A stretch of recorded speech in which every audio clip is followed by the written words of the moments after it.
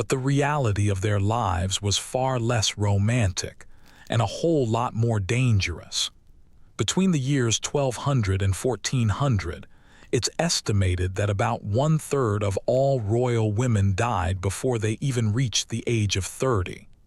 They were constantly facing arranged marriages, incredibly dangerous pregnancies, and political manipulation around every single corner. Life for these women wasn't about fairy tales or finding romance. It was purely about survival. Here's a look at what life was truly like for a medieval princess. Hey, just a quick thing before we get started. If you're someone who actually listens to these regularly, please hit like or subscribe. I'm always curious about where everyone is tuning in from, so go ahead and comment with your city and what time it is there. It's a little strange to think that some of you might be having breakfast in London while I'm over here recording this at night in the States. Okay, let's get back to medieval Europe, and trust me, it's going to be quite a journey. But first, make sure you get comfortable. Seriously, adjust those pillows and pull up that blanket, because where we're going, you're going to want to feel cozy. Alright, so imagine you're waking up in a stone chamber, inside a castle in 13th century England. The very first thing that hits you is the cold, and not that cute, brisk kind of cold that just makes you want to snuggle deeper into your comforter. This is a kind of cold that stabs right through you, the kind that makes your bones ache, and has you seeing your own breath in the air before you even manage to open your eyes. Unlike your comfortable memory foam mattress with its high thread count Egyptian cotton sheets, you're lying on a mattress stuffed with straw, yes, actual straw. And you're not the only one in there with it. That little rustling sound you hear, well, that's the mice. They've decided to make a home in your bed now. Oh, and those little bites you're feeling all over. Those are from the fleas and the bed bugs, your constant companions that no amount of royal status can ever protect you from. The room is almost completely pitch black because, surprise, there's no electricity, no light switches to flip, and certainly no bedside lamps. There's just a thick, heavy darkness, sometimes pierced by a tiny sliver of dawn light coming from the narrow window slits that seem to let in more cold air than actual sunlight. And the smell, oh goodness, the smell. Medieval castles didn't exactly have what you'd call great ventilation. That musty, damp odor you're smelling is from the stone walls, which are perpetually wet thanks to England's climate. And that sharp, tangy smell underneath it all, that's the chamber pot sitting in the corner because you don't have a bathroom, not even something close to one. And despite what you've seen in the movies, medieval people did not bathe very often, especially not during the winter. So there's also that unique funk of unwashed humanity that just permeates absolutely everything. Morning, my lady, a voice suddenly startles you. Right, you're not alone in here. Your ladies-in-waiting actually sleep in the same room with you, and in fact, one of them sleeps at the foot of your bed. She's been right there all night, listening to you snore and watching you drool in your sleep. Privacy, as you can see, is not really a thing for medieval princesses.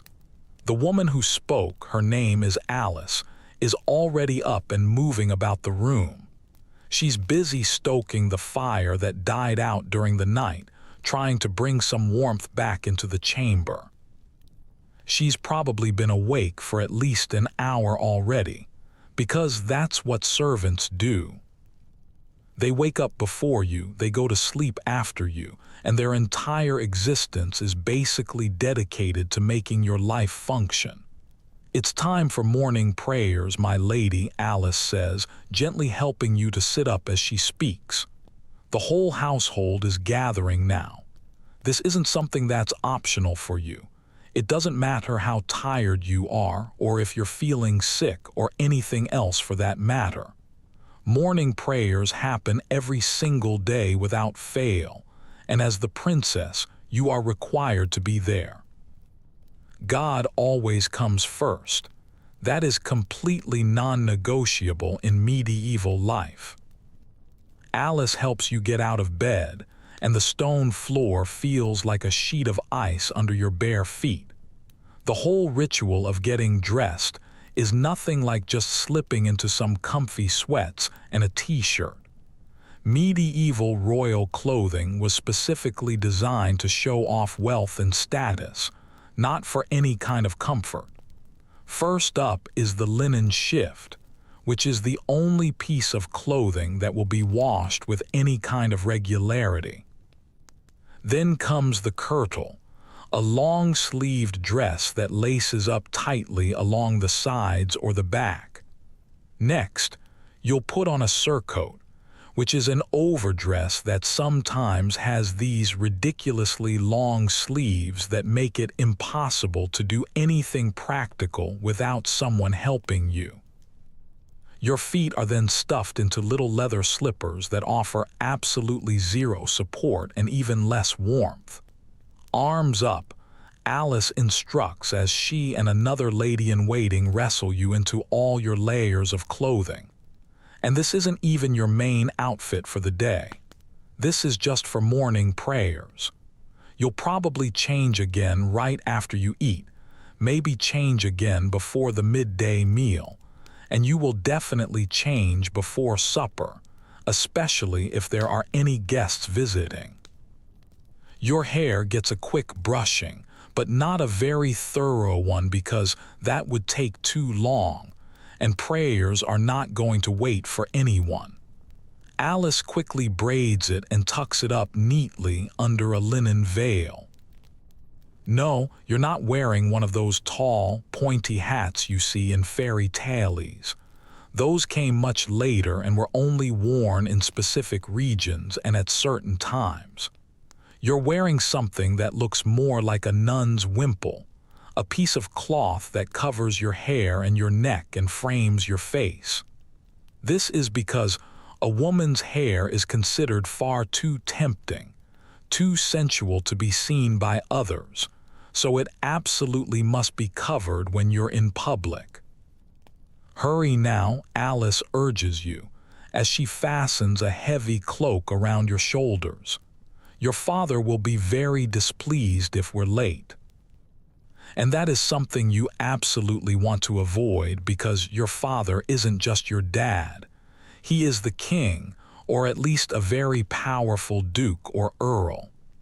Either way, he is the one who controls literally every single aspect of your life. He decides where you go, what you eat, what you wear, who you're allowed to talk to, and most importantly, who you are going to marry. Making him unhappy isn't just about getting grounded for a week. It could mean being sent away to a convent for the rest of your life, or, even worse, being married off to someone truly awful as a form of punishment. So you hurry, following Alice through the winding stone corridors of the castle.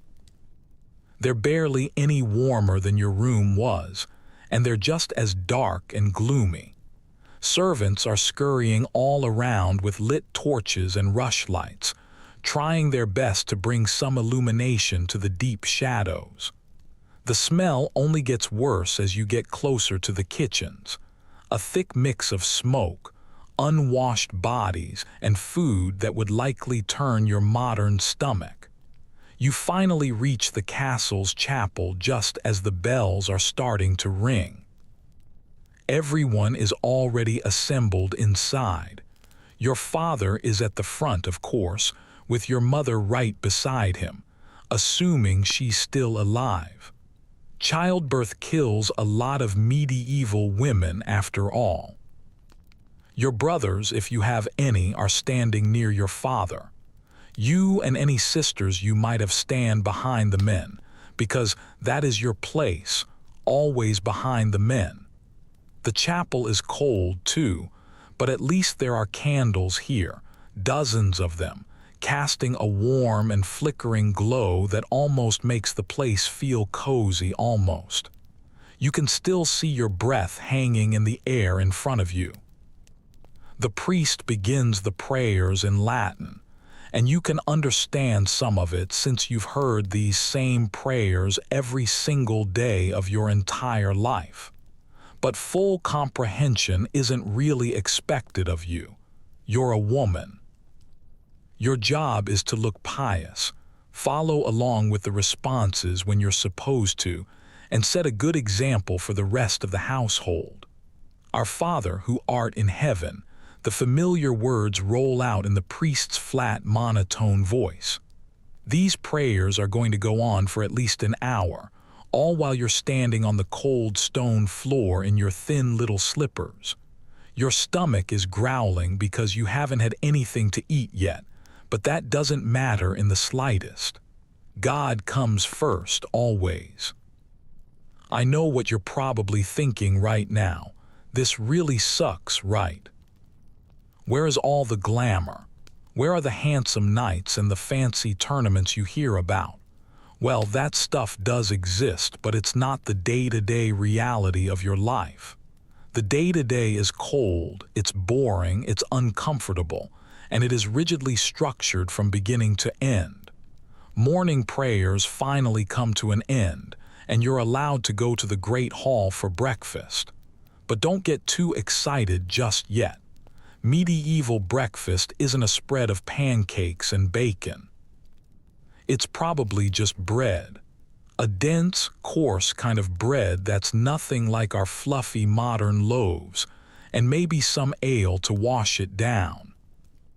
Yes, they drank ale even in the morning, or perhaps some watered-down wine if you were lucky. There might be some cheese if it's available, and maybe an egg if the chickens have been laying well. And that's about it. And you definitely don't get to eat alone.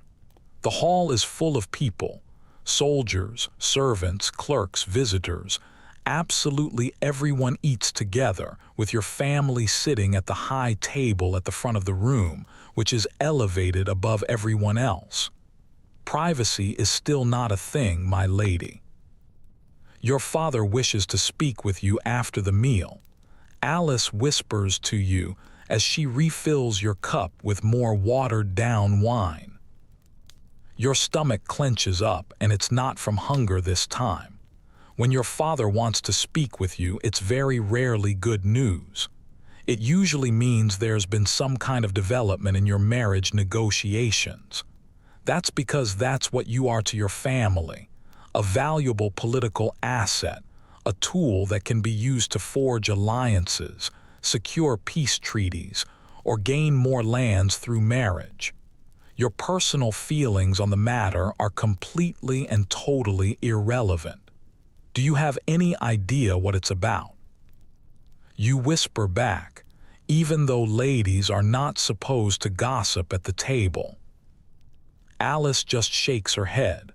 No, my lady, but a messenger did arrive from France last night. France. That could mean almost anything. An alliance with France would be very prestigious, but it would also mean leaving England behind, leaving everything and everyone you've ever known to go and live in a foreign court where you don't even speak the language. You wouldn't know the customs, and you would be viewed with constant suspicion simply for being a foreigner. The food in your mouth suddenly tastes like ashes. You are only 13 years old, just 13. In your time, you'd be in middle school, probably worried about homework and your friends and maybe your first crush. But here, you are already of a marriageable age. Girls can be betrothed when they are still infants, married off at the age of 12, which is the minimum age set by the church, and they are expected to start bearing children as soon as possible after that. Speaking of bearing children, that is your main purpose in life as a princess. Your education, as limited as it is compared to your brother's, has been geared entirely toward making you a good wife and a good mother. You've been taught how to manage a large household, some basic medicinal skills and needlework. You might have learned some music if your family values those kinds of accomplishments. You can probably read, though not all noblewomen were literate, and it's less common for you to know how to write. You would have been taught languages if you were expected to make a foreign match.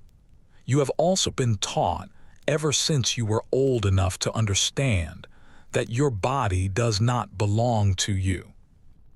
It belongs to your family until you are married, and then it will belong to your husband.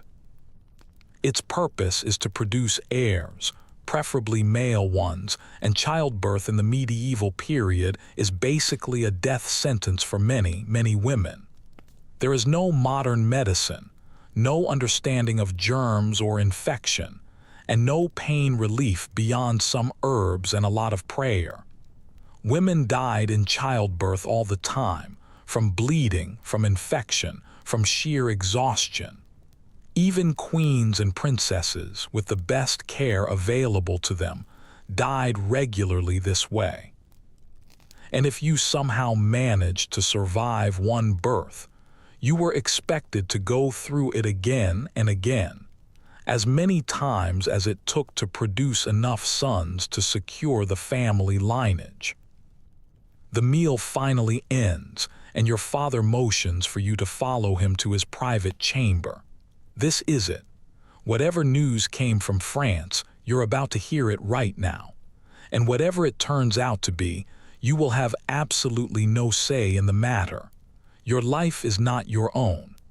As you walk behind your father through the corridors, you pass by a window that looks out over the castle grounds. For just a brief moment, you catch a glimpse of two young squires practicing their swordplay down in the yard below. They're laughing, free in a way that you will never be. They get to learn about fighting, strategy, and horsemanship, all things that are completely forbidden to you just because you're female.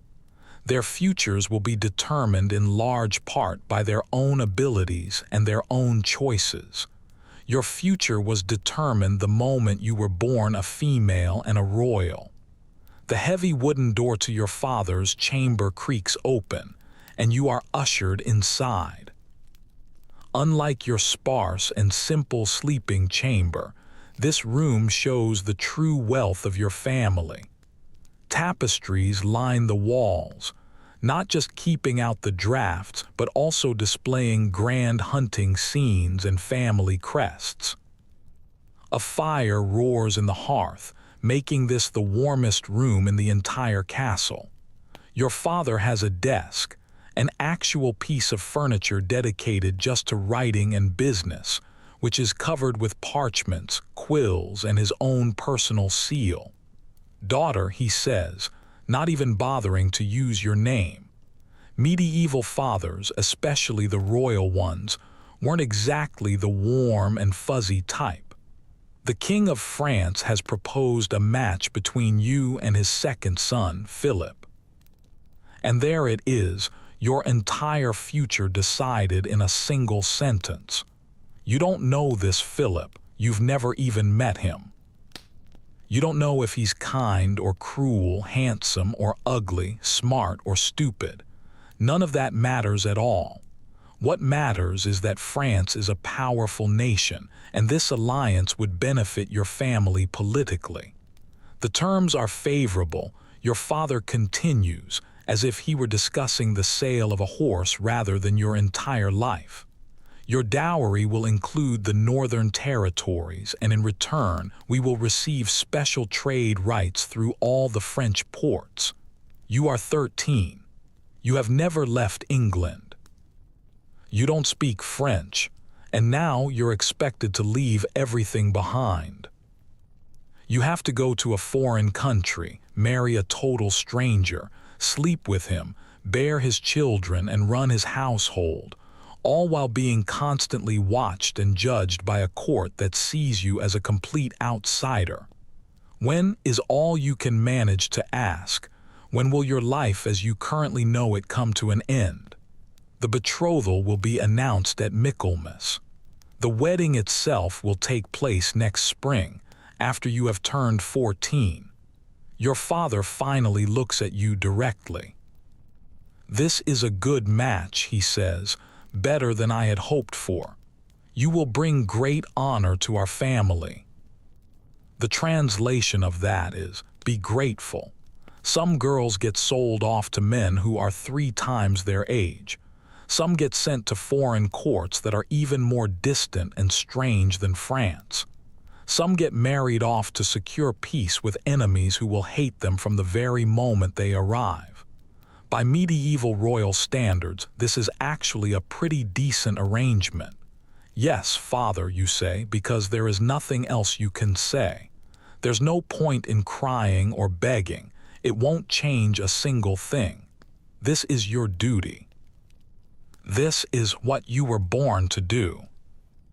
As you leave your father's chamber, you realize that your life as you've known it, already so restricted and controlled, now has an expiration date.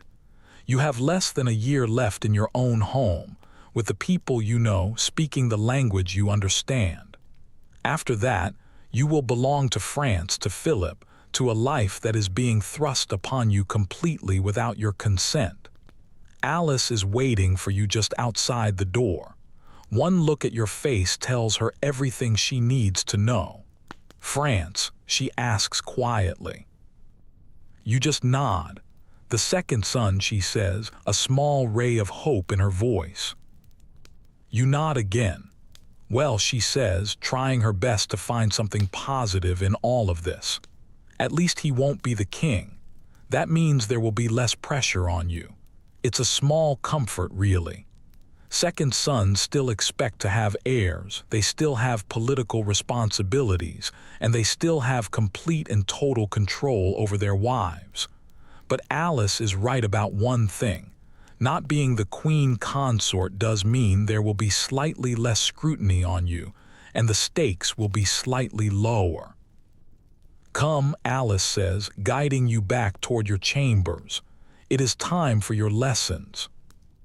And so your day continues just like that. You don't get a moment to fall apart. You don't get to process this life-changing news. There's no therapist for you to talk to, no understanding parent to offer you comfort. There is just the relentless, unyielding schedule of a medieval princess's day. Prayers, meals, lessons, more prayers, more meals, maybe some supervised recreation if you're lucky, and then it's off to bed. It will be the same tomorrow, and the next day, until you are finally shipped off to France to begin your real purpose in life, making bobbies and securing alliances. This is the reality of being a medieval princess. It's not about fairy tales, not about romance, and certainly not about freedom. It is just duty, restriction, and the constant, looming knowledge that your body is not your own. And this has only been the morning of your day. The rest of it will be even more controlled, even more focused on preparing you for the one thing that truly matters, being valuable marriage material. As you follow Alice back to your cold chamber, where you'll spend the next few hours practicing your needlework or learning French, which is suddenly very important, you catch yourself wondering what it would be like to be one of those squires instead. To hold a sword instead of a needle, to have choices instead of obligations. But those kinds of thoughts are dangerous. It is much better to just accept your fate. It is better to be the good, obedient daughter and the future wife you're supposed to be. Because in medieval Europe, for a princess, that is the only way to survive.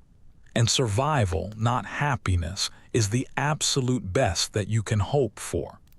Alice leads you back to your chamber, where several other ladies are already waiting for you.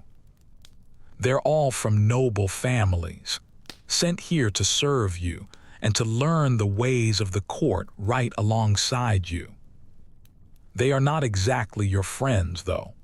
True friendship isn't really a concept that exists in the same way for the medieval nobility.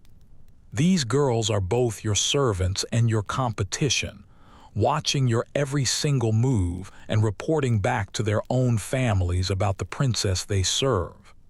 Lady Catherine will be here shortly for your French lessons, Alice says, helping you change into a simpler gown that's more suitable for sitting and studying. Your father says you'll need some extra practice now. Of course he does. The clock is now ticking on your transformation from an English princess into a French bride. Learning the language isn't just about being able to communicate. It is about survival. The chamber feels slightly warmer now that the morning fire has been burning for a while. Your ladies busy themselves around the room, preparing your study materials for you.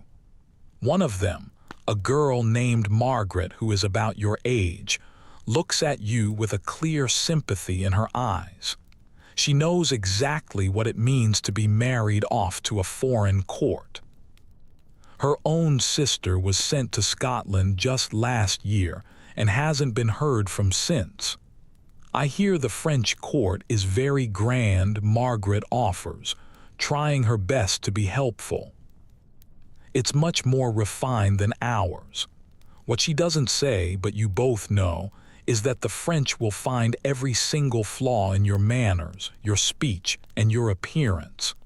You'll be judged without mercy as the foreign bride, the outsider. No matter how well you prepare yourself, it will never be enough. Lady Catherine arrives and your heart just sinks. She's a stern, thin-lipped woman who spent some time in the French court in her youth and never, ever lets anyone forget about it. She carries a small wooden paddle that she uses to rap your knuckles whenever you mispronounce a word. By the end of most of your lessons, your fingers are red and swollen. "Bonjour, mademoiselle," she says sharply, not bothering with any pleasantries in English. You just stare at her blankly. You have been learning French for years now. All noble children do, since it is the language of diplomacy. But you are nowhere near fluent, and now, suddenly, your entire future depends on how quickly you can master it. "She said we have much to do today," Margaret whispers, earning herself a sharp glare from Lady Catherine. "The princess is from England," Lady Catherine snaps, pointing directly at you. You try to say it, you really do. Whack. The paddle comes down hard on your knuckles. Pain shoots right up your arm, but you don't cry out. Princesses do not show pain. Again, Lady Catherine demands, enunciating slowly La Princesse d'Angleterre. And so it goes on for 2 excruciatingly long hours. Your tongue twists around the unfamiliar sounds. Your throat tightens with the effort of producing nasal vowels that just don't exist in the English language. Your knuckles throb with a dull, constant ache.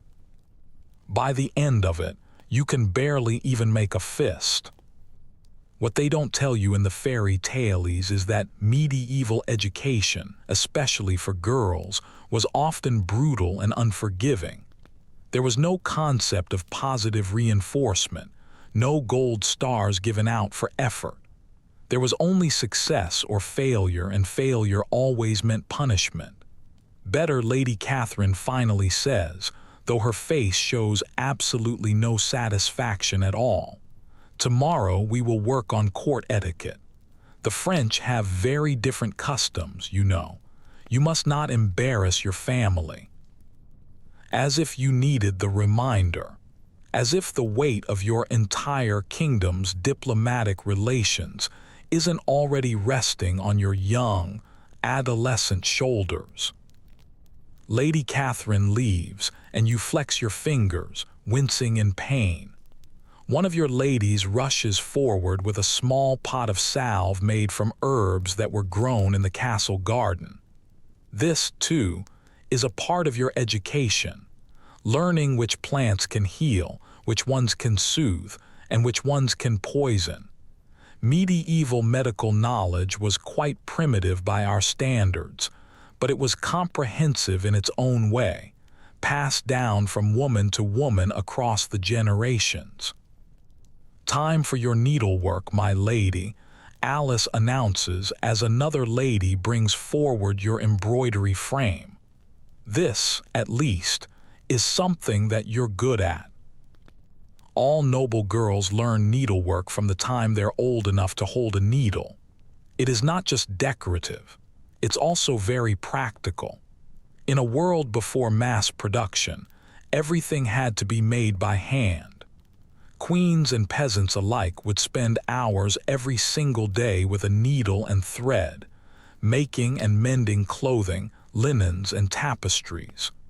Your current project is a complex religious scene that shows the Annunciation, with the angel Gabriel telling Mary that she will bear the Son of God. The symbolism of it all is not lost on you. Just like Mary, you have no choice but to accept the fate that has been handed to you by men who claim to speak with divine authority. The work is incredibly detailed and demanding. You are using silk threads that were imported at great expense from the East, dyed in vibrant colors that cost more than what a peasant family might earn in an entire year.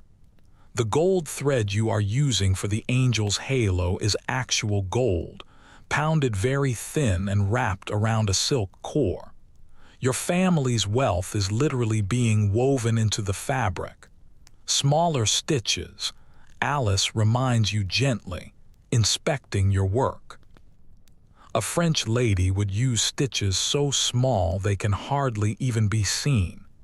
You sigh and pull out the last row you did, starting all over again.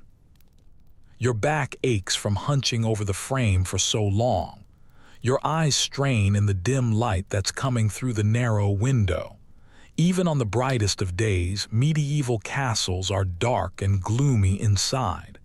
Candles and oil lamps are very expensive, so you have to work mostly by daylight, which means your productive hours are limited, especially during the winter. "Tell me about the French court," you say to Alice as you work. "What should I expect?" Alice purses her lips, thinking for a moment. "It is more formal than it is here, and much more political. Everyone is always watching everyone else, looking for advantages, for any sign of weakness." "Sounds awful," you mutter, pricking your finger with the needle for the third time. A single drop of blood stains the white linen. You will have to find a way to work it into the pattern somehow. "It's survival," Alice corrects you gently. Court life is a battlefield without any swords. Words are the weapons and alliances are the armor. And unlike men, women can't just settle their disputes with a duel. We must be cleverer, more patient. This, too, is a part of your education. Learning the unwritten rules of court life, how to read people's true intentions behind their formal words. How to navigate the treacherous waters of noble politics, where a single misstep could mean disaster not just for you but for your entire family. "Will you come with me?" You ask her suddenly to France. Alice's face softens. "If your father permits it," she says. "Some of us will accompany you, though many of your ladies in France will be French, chosen by your husband's family to help you adjust. To spy on you is what she really means. To report your every word and deed back to your new family. To make sure that your loyalties shift appropriately from England over to France." The morning passes in silence after that, broken only by the soft sounds of needles passing through fabric and the occasional quiet instruction from Alice. Your thoughts drift to what awaits you in France. Will your husband be kind to you? Will you be allowed to bring your favorite books? Will anyone there even care about what you want, what you think, or what you feel? You already know the answer. No one here cares now, so why would that suddenly change in France? Midday approaches, and it's time to change your clothes again for the next meal. This time you are dressed more formally, as there are visitors at the castle today. Some minor nobles from nearby estates who are coming to pay their respects to your father and, incidentally, to get a good look at you, the princess who has made such an advantageous match. You are a curiosity now, a success story in the medieval marriage market. Your value has just increased significantly. The great hall is noisy and crowded when you enter. Trestle tables have been set up in long rows, with your family's high table on a raised platform at the front. The stone floor is covered with fresh rushes that have been mixed with herbs, which release their scent when they're crushed underfoot, helping to mask the smells of so many people crowded into one space. You take your place at the high table, careful to observe all the proper formalities. Your back is straight, your eyes are modestly lowered, and your hands are folded neatly. You remain silent unless someone speaks to you, the perfect medieval lady, giving no one any reason at all to criticize you. The meal is much more elaborate than breakfast was. There are roasted meats, fish, bread, cheese, and seasonal vegetables that have all been prepared with expensive spices. Wine flows freely for everyone.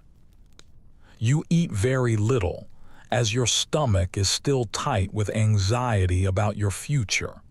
Besides, it is not considered ladylike to show too much of an appetite. Medieval beauty standards for noblewomen prized daintiness, paleness, and delicacy. The almost ethereal look that comes from never getting enough sun or food was considered very attractive. The plump, rosy-cheeked ideal came much, much later. "My daughter, your father calls out from down the table, making you jump. Lady Catherine tells me your French still needs some work." You can feel dozens of eyes suddenly turn to you. A hot flush rises in your cheeks. "Yes, father, I am trying my best." "Try harder," he says bluntly. "I will not have the French court laughing at an English education." You just nod, your eyes lowered again as humiliation burns through you. Public criticism is just another tool in the medieval parenting arsenal. Shame is used as motivation and fear as an incentive. Perhaps the princess would benefit from having a French lady-in-waiting, suggests one of the visiting nobles, someone who could speak with her throughout the day. Your father considers this for a moment, then nods. "That is a practical suggestion. I will arrange for it."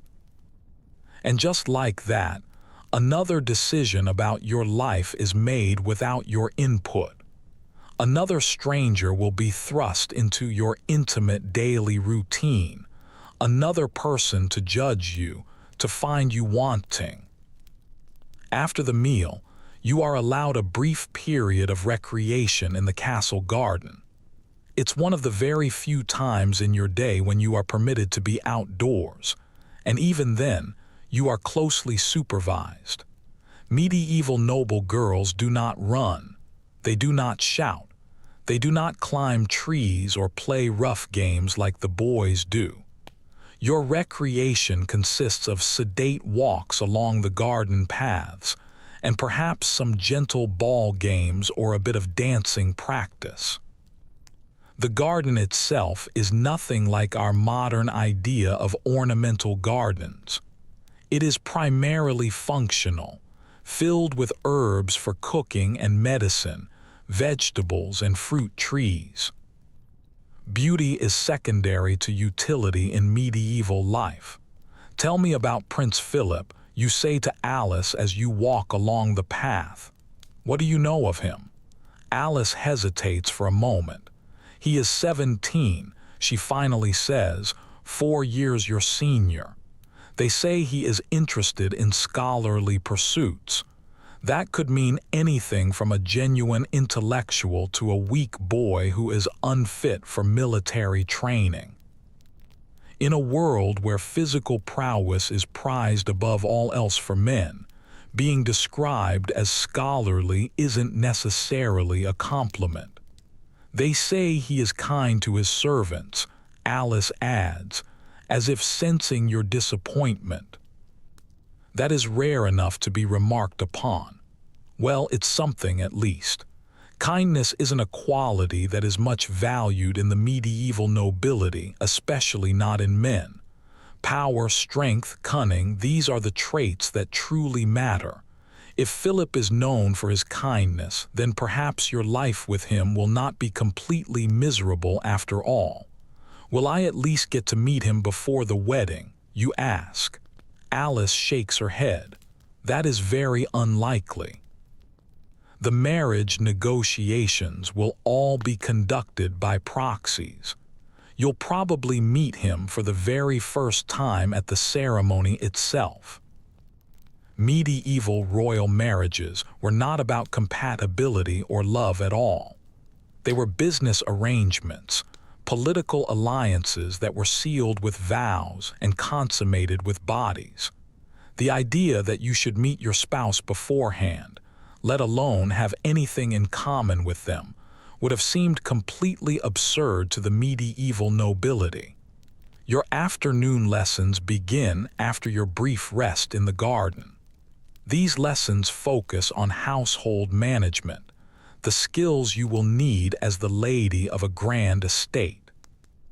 Because that is what a princess becomes after she is married. The manager of her husband's household, responsible for everything from provisioning the kitchens to overseeing all the servants and maintaining the accounts. Brother Thomas, a monk from the nearby abbey who also serves as the castle's clerk and accountant, arrives with his wax tablets and stylus. Today's lesson is on household expenditures, how to track what is spent, what is saved, and what is wasted. A well-run household reflects God's own order, Brother Thomas intones, his voice as dry as the parchment he carries with him. Wastefulness is a sin. Carelessness is a sin. Ignorance of your own resources is a sin.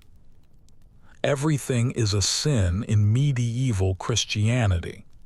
The fear of hell permeates every single aspect of life, every decision, every thought. It is the ultimate control mechanism in a world that is already rigidly controlled by social hierarchies. Brother Thomas sets a tablet before you, which is covered in neat rows of Roman numerals. Calculate the cost of provisioning the kitchen for 1 full month based on these figures, he instructs you. It is tedious, painstaking work. Arabic numerals do exist, but they are not yet widely used in Europe. Calculations that would take us mere seconds with modern math take you long, frustrating minutes to complete. There are no shortcuts, no calculators, not even the simple convenience of the positional notation that makes our based-in system so efficient. Your head aches with the effort of converting all the different measures and values. How many shillings are in a pound? How many pence are in a shilling? How many bushels of wheat are needed to feed how many people for how many days? The variables seem absolutely endless. You must know these things, Brother Thomas says sharply when you make an error. A lady who cannot properly manage her household is at the mercy of dishonest stewards and thieving servants.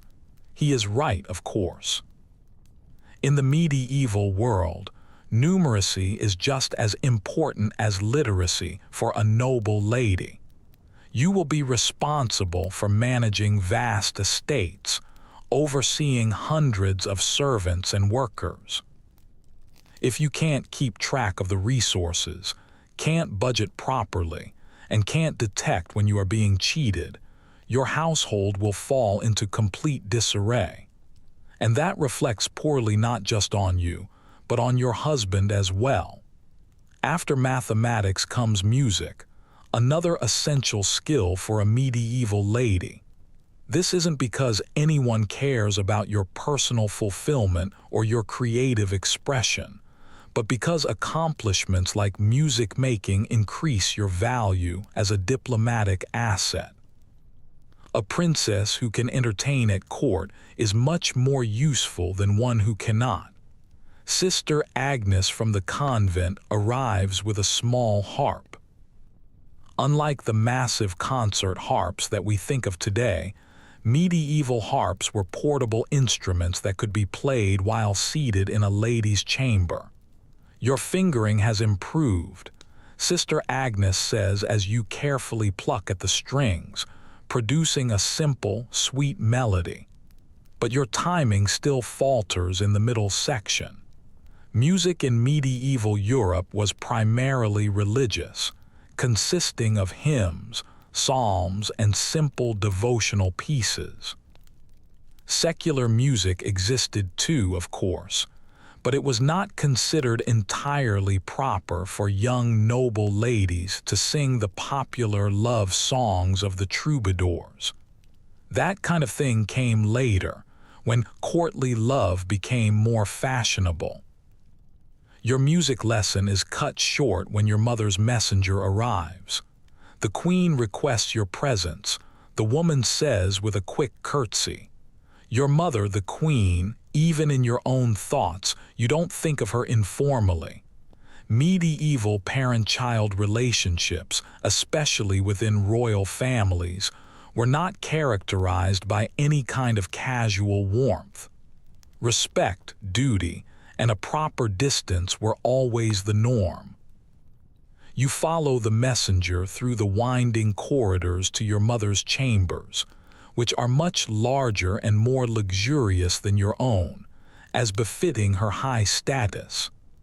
Inside, you find her surrounded by her ladies, all of them working on an enormous tapestry that is stretched on a frame that takes up half of the room. Daughter, she acknowledges you with a slight nod. Come and see what we are making for your wedding. The tapestry shows a symbolic joining of your family's crest with that of the French royal family. The workmanship is absolutely exquisite. Your mother is known throughout the entire kingdom for her skill with a needle. This tapestry will travel with you to France, a constant visual reminder of the political alliance that your body is sealing. It is beautiful, you say, because it is, despite what it truly represents. Sit, your mother commands, indicating a stool that is near her. Work on this section here. The French court will judge your needlework very harshly. You must not bring shame upon us. You take your place and begin stitching, adding tiny, precise stitches to the intricate border pattern. Your mother watches you critically, occasionally correcting your technique. This, too, is a part of your education, learning from the woman who has already lived the life you are about to begin, a life of duty, obligation, and carefully concealed emotion. I have heard about the French match, your mother says after a while, her voice low enough that only you can hear her. It is better than I had hoped for. Prince Philip has a reputation for gentleness. Coming from your mother, this is practically gushing approval. You glance at her, surprised by this almost expression of concern for your own welfare. Will it hurt? You ask, your voice barely audible. You both know exactly what you are asking about. The wedding night, the consummation that will make the political alliance real and legally binding. Your mother's face remains completely impassive, her eyes fixed on her needlework. Yes, she says simply, but it passes, and then in time it becomes tolerable. Tolerable, not pleasurable, not joyful, just tolerable. That is the best that a medieval queen can offer her own daughter by way of marital advice. Remember your duty, she continues, still not looking at you. Provide heirs for him. Manage his household well. Bring honor to both of our families. The rest is unimportant.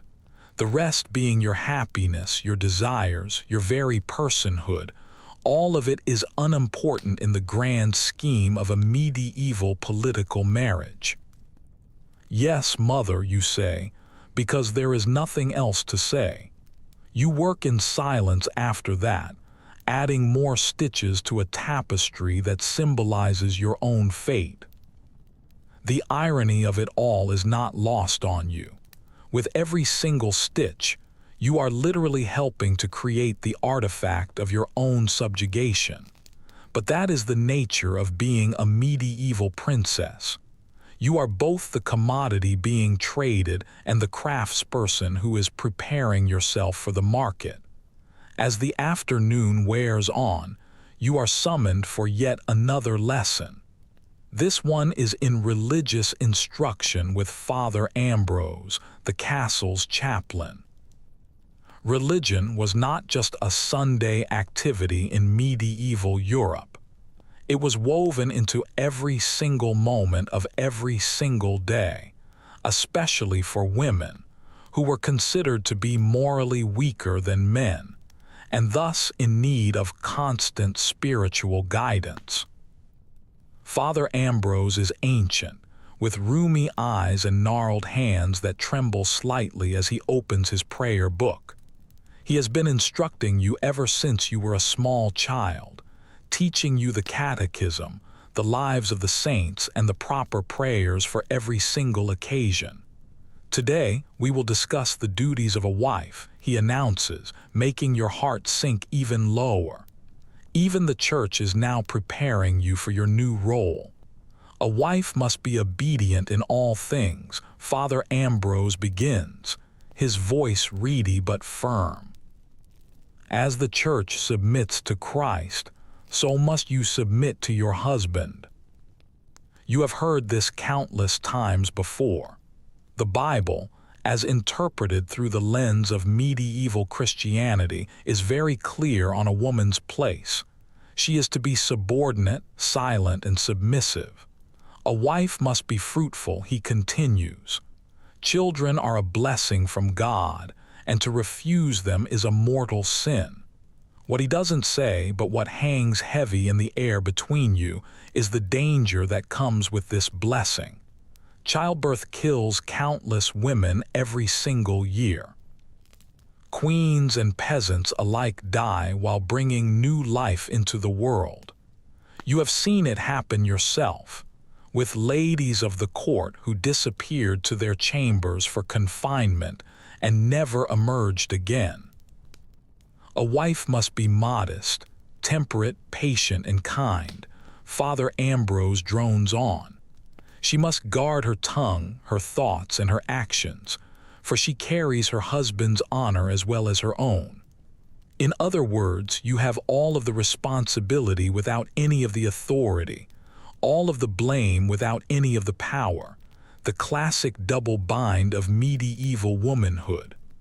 The lesson continues with example after example of virtuous wives from Scripture and the lives of the saints. Women who endured abuse, neglect, and even torture without a single complaint. Women who sacrificed absolutely everything for their husbands, their children, and their faith. Women whose only reward came after they were dead. Is this what awaits you in France?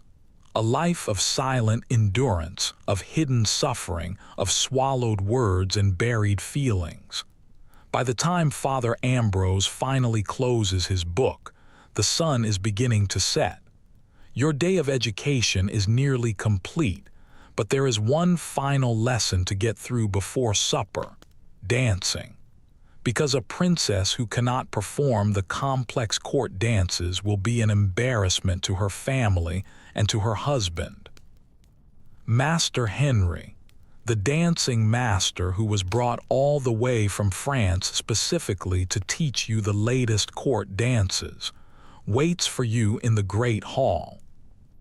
He is thin and elegant, with a perpetual expression of barely concealed disdain for the English court, which he considers to be provincial and backward. Mademoiselle, he greets you with a bow that somehow manages to be both proper and ironic at the same time. Today, we practice the Bass dance. It is very important at the French court, very elegant. You take your position back straight, chin up, your arms positioned just so. The musicians, 3 men with a lute, a recorder, and a small drum, begin to play. The Bass dance is slow and stately, a processional dance where the steps must be precise, the timing must be perfect, and the overall effect must be one of controlled grace. It is much harder than it looks. Medieval dancing is not the free-form movement that we think of today. It is rigidly choreographed, full of symbolic gestures and formal patterns. Every single step, every turn, every hand position has a specific meaning, and all of it must be performed while you are wearing heavy, restrictive clothing, maintaining perfect posture, and never, ever looking like you are exerting yourself in any way. No, no, no, Master Henry interrupts, clapping his hands sharply. The third step is back, then to the left. You went left, then back, all wrong, again. And so you begin again and again and again. Your feet ache in your thin slippers. Your back screams from holding the unnatural posture. Sweat trickles down your spine, making your gown stick uncomfortably to your skin. But you do not complain. You do not ask for a rest. You do not show any sign of fatigue or frustration, because princesses do not do that. They endure, they persist, they perfect themselves for the roles they are required to play. After what feels like hours, Master Henry finally pronounces your performance acceptable, barely, and dismisses you to prepare for the evening meal. You return to your chamber, where your ladies help you change once again into your formal evening attire. As Alice brushes your hair, which is now allowed to be worn loose for the evening since you are still unmarried, you catch a glimpse of yourself in the polished metal mirror on your dressing table. It's not glass. Glass mirrors do exist, but they are incredibly rare and expensive. This reflection is dimmer, less defined, like looking at yourself through water. The face that looks back at you is young, so very young, with traces of childhood still visible in the roundness of your cheeks. But your eyes look older, tired, resigned. This has been just one single day in your education as a medieval princess. One day out of countless identical days, all designed to shape you into something useful to your family and your future husband, not to prepare you for a fulfilling life of your own choosing. That concept simply does not exist. It's all to make you a valuable asset in the medieval political landscape. Tomorrow there will be more French lessons, more religious instruction, and more household management training. The day after will be the same, and the day after that, until spring finally comes and you are shipped off to France like a well-trained horse being delivered to its new owner. You turn away from the mirror as Alice fastens a gold circlet around your head, the visible symbol of your rank, the gilded cage of your privilege. "It is time for supper, my lady," she says softly. "Your father will be waiting." You nod and rise, arranging your features into the serene mask that is expected of a princess. Whatever you are feeling inside, fear, resentment, grief for the life you will never have, must remain completely hidden. That perhaps is the most important lesson of your entire education. True feelings are a luxury that medieval princesses simply cannot afford. You walk to the great hall for supper, flanked by your ladies. The corridors are much busier now than they were earlier in the day. Servants are hurrying to and fro with platters and pitchers. Guards are changing shifts, and visitors are preparing to dine with your family. The castle is like a small town, with hundreds of people living and working within its walls. And you, as the princess, are at the very center of it all, constantly being watched, judged, and discussed. The great hall blazes with light now, with dozens of candles and torches illuminating the space for the evening meal. It is the brightest the castle ever gets and the warmest, with so many bodies packed into the stone room. The smell is a thick mix of food, smoke, sweat, and the herbs crushed underfoot in the rushes on the floor. As you enter, a brief hush falls over the closest tables. People nudge each other and whisper behind their hands. There she is, the princess, the one who is going to France, the one making such a good match. You pretend not to notice, keeping your eyes modestly lowered as you make your way to the high table. Your father is already seated, deep in conversation with the most important visitor of the evening, a bishop from a neighboring diocese, his purple robes clearly marking his high rank. Your mother sits at your father's left, silent but watchful, her eyes taking in absolutely everything. You take your place a few seats down the table, where you are expected to make conversation with the bishop's secretary, a thin, nervous man with ink-stained fingers. This, too, is a part of your duty, entertaining guests, making them feel welcome and representing your family's hospitality. But there are rules, very strict rules about what a princess is allowed to discuss. "I trust your journey was pleasant, sir." You begin with the expected pleasantry. He nods, clearly uncomfortable at the prospect of dining with royalty. "Yes, your highness, most pleasant. And your work for the bishop, it must be absolutely fascinating. This is another safe topic, a man's work.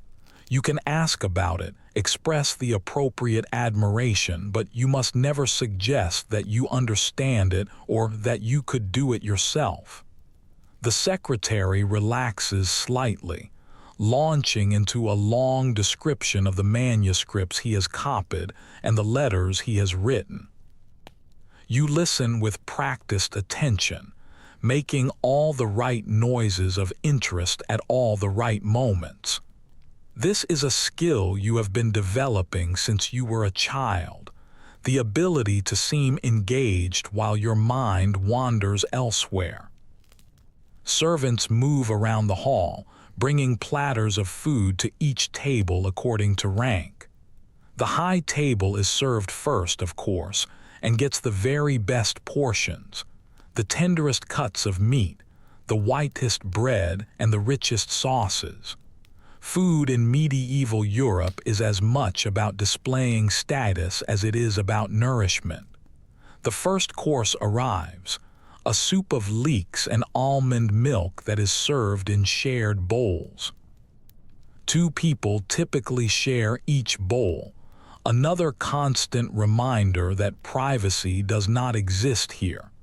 You are paired with the secretary, who looks terrified at the prospect of potentially touching spoons with a princess. "Please," you say, gesturing for him to begin. You must always defer to male guests, that's another rule. The meal progresses through multiple courses: fish in a saffron sauce, roasted capon, a pie filled with spiced meat. Each dish is very heavily seasoned, not just for flavor but to demonstrate wealth. Pepper, cinnamon, cloves, nutmeg. These spices cost an absolute fortune, imported along trade routes that stretched across the known world. You eat sparingly, as is expected of you. A lady with too hearty of an appetite is considered unrefined, and possibly even sinful. Gluttony is, after all, one of the 7 deadly sins. Besides, the heavy, rich food sits uneasily in your stomach, which is still knotted with anxiety about your future. Your father stands, raising his cup in a toast to the bishop. Everyone falls silent, waiting for the king to speak. His words are formal, full of references to the church and the state, and the bonds between secular and religious power. It's always politics, even at the dinner table. The bishop responds with equal formality, though you notice his eyes wandering occasionally to the serving girls who are moving between the tables. Not all churchmen live up to their vows of chastity. It is an open secret at court, something that everyone knows but no one ever mentions directly. As the meal draws to a close, musicians begin to play from a gallery that is high above the hall. This is not the formal dance music you have been learning, but livelier tunes meant for entertainment. Your father signals to you with an almost imperceptible nod. This is your cue. Part of your duty as a princess is to demonstrate your accomplishments to honored guests. You rise and move to join the musicians, where a harp has been placed, ready for you. All eyes turn to you as you sit down, arranging your gown carefully and positioning your fingers on the strings. The hall quiets down completely. This is a performance, a display of your family's culture and refinement, all demonstrated through your skill. You begin to play a religious piece that showcases both your technical ability and your proper piety. Your fingers move smoothly over the strings, producing clear, sweet notes that rise up to the timbered ceiling. Years of practice, hours of repetition, and countless corrections from your tutors have all been for moments exactly like this, when you serve as a living ornament to your father's court. When you finish, there is appreciative applause. The bishop nods his approval. Your father looks satisfied. Your mother's face shows nothing at all. But when you return to your seat, she touches your hand briefly, which is the closest thing to public praise you will ever receive from her. The entertainment continues with professional musicians and a troupe of acrobats, a special treat for the bishop's visit. You watch with suitable appreciation, though these performers are regulars at court, and you have seen their acts many times before. As the evening wears on, your father stands, signaling the end of the formal meal.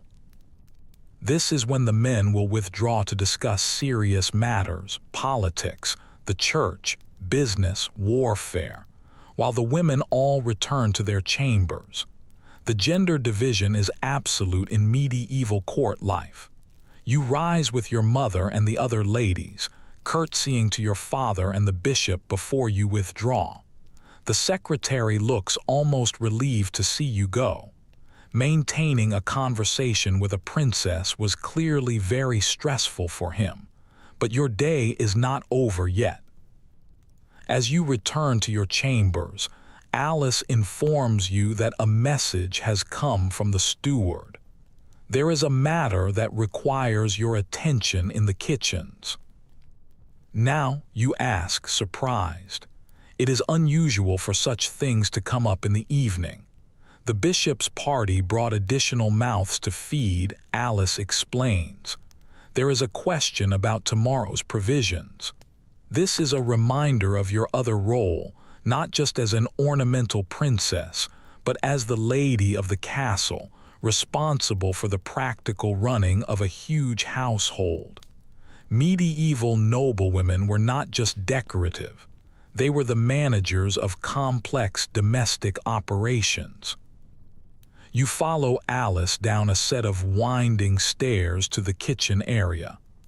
Unlike the Great Hall, which at least makes a pretense of elegance, the working areas of a medieval castle are purely functional.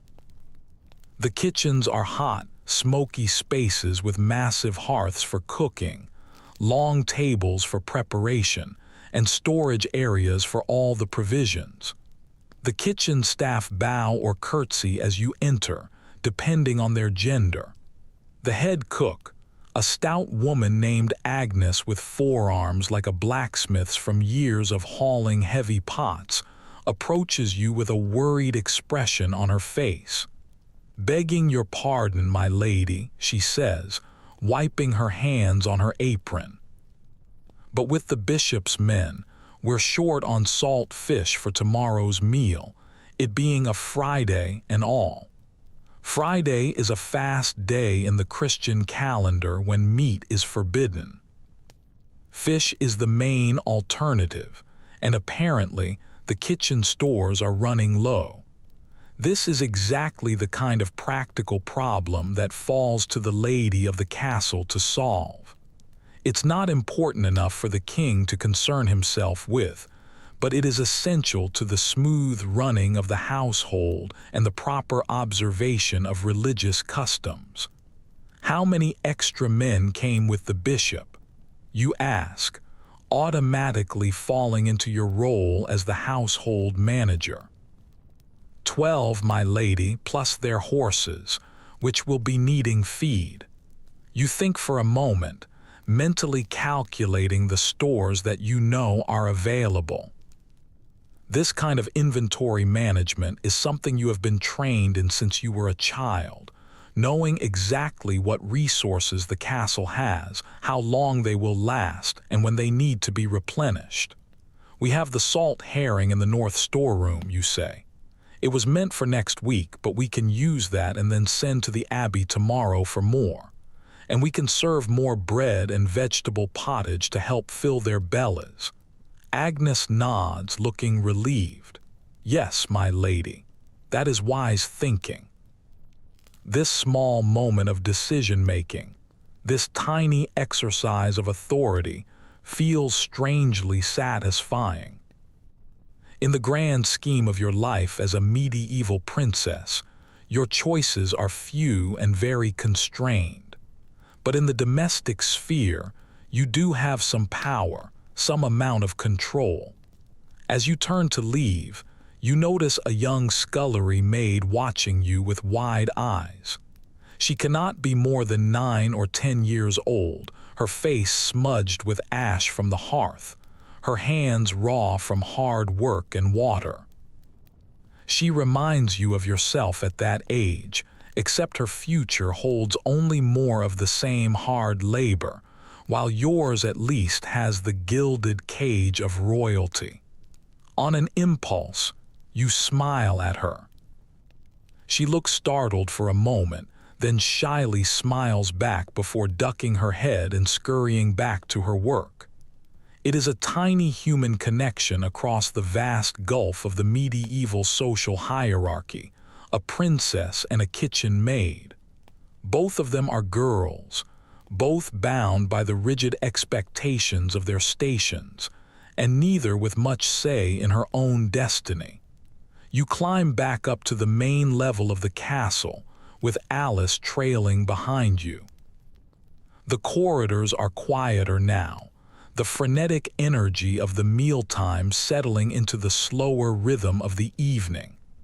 Guards stand at their posts, servants move more leisurely about their tasks, and the castle prepares for the night. But your duties are not quite done yet. Next comes a visit to the still room, the domain of the castle's herbalist, an older woman named Marjorie who manages the preparation and storage of medicinal herbs, cosmetics, and household necessities like soap and candles.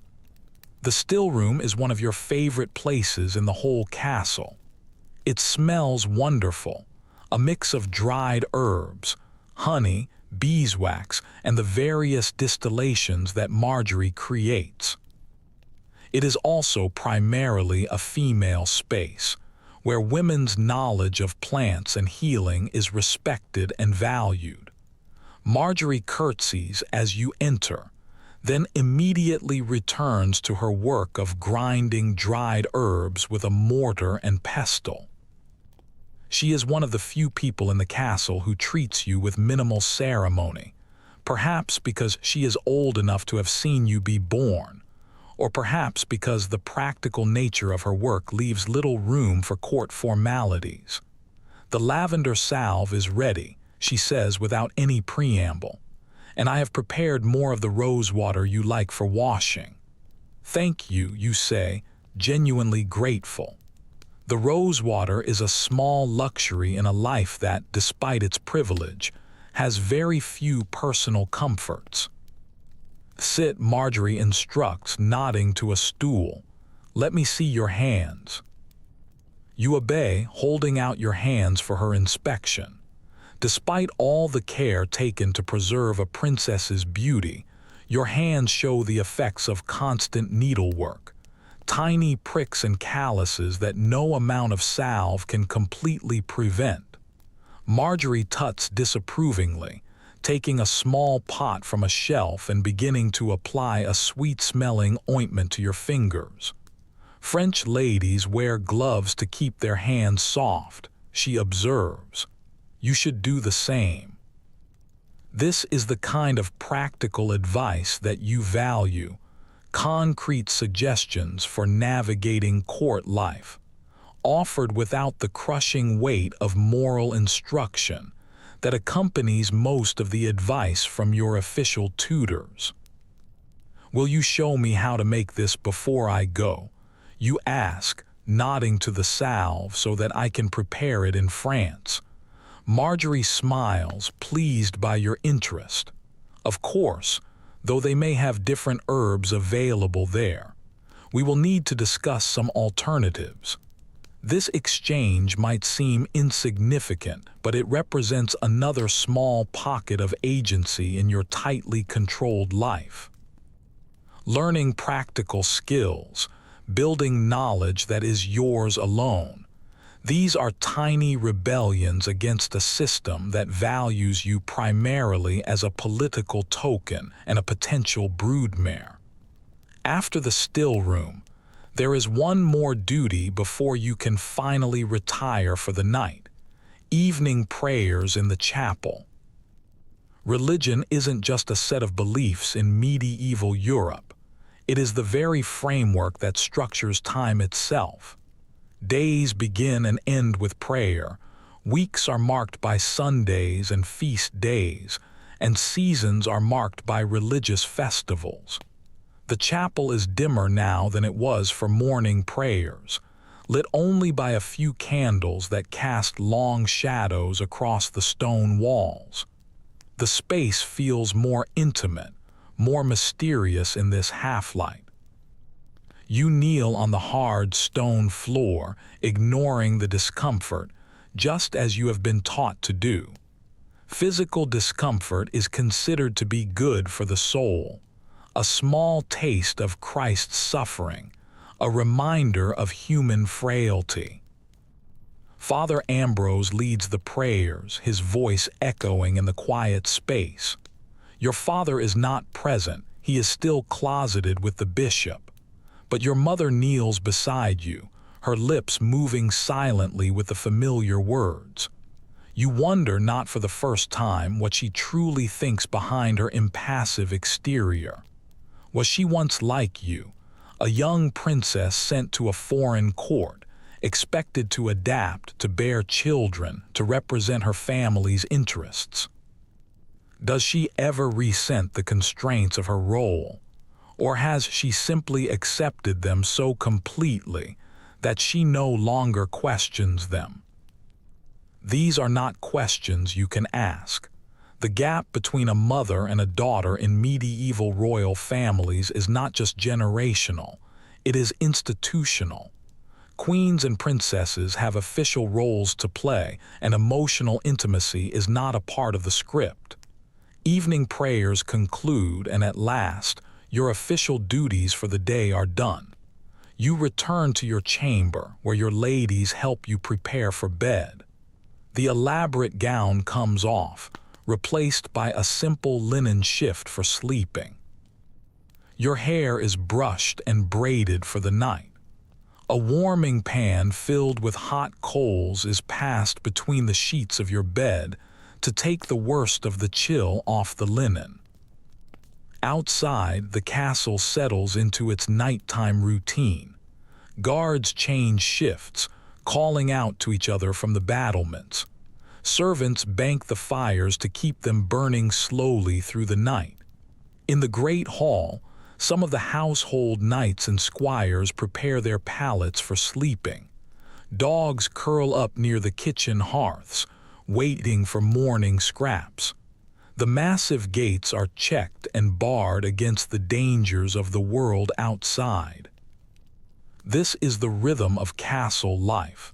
The same patterns repeated day after day, the same duties performed in the same order, the same prayers said at the same hours. There is a certain comfort in the familiarity of it all, even as you know that your place in this pattern will soon change dramatically. As you slip between the slightly warmed sheets of your bed, one of your ladies, Margaret, the one whose sister was sent to Scotland, sits nearby with a small candle, ready to read aloud to you until you fall asleep. This is a luxury afforded to a princess, someone to ease your transition into sleep with words. "What shall I read tonight, my lady?" Margaret asks, holding up several options. A book of saints' lives, a collection of prayers, or a volume of more secular tales that has somehow made its way into the castle library. The tales, you decide, feeling slightly rebellious. Stories of adventure and romance are considered somewhat frivolous for young ladies, potentially dangerous to their moral character.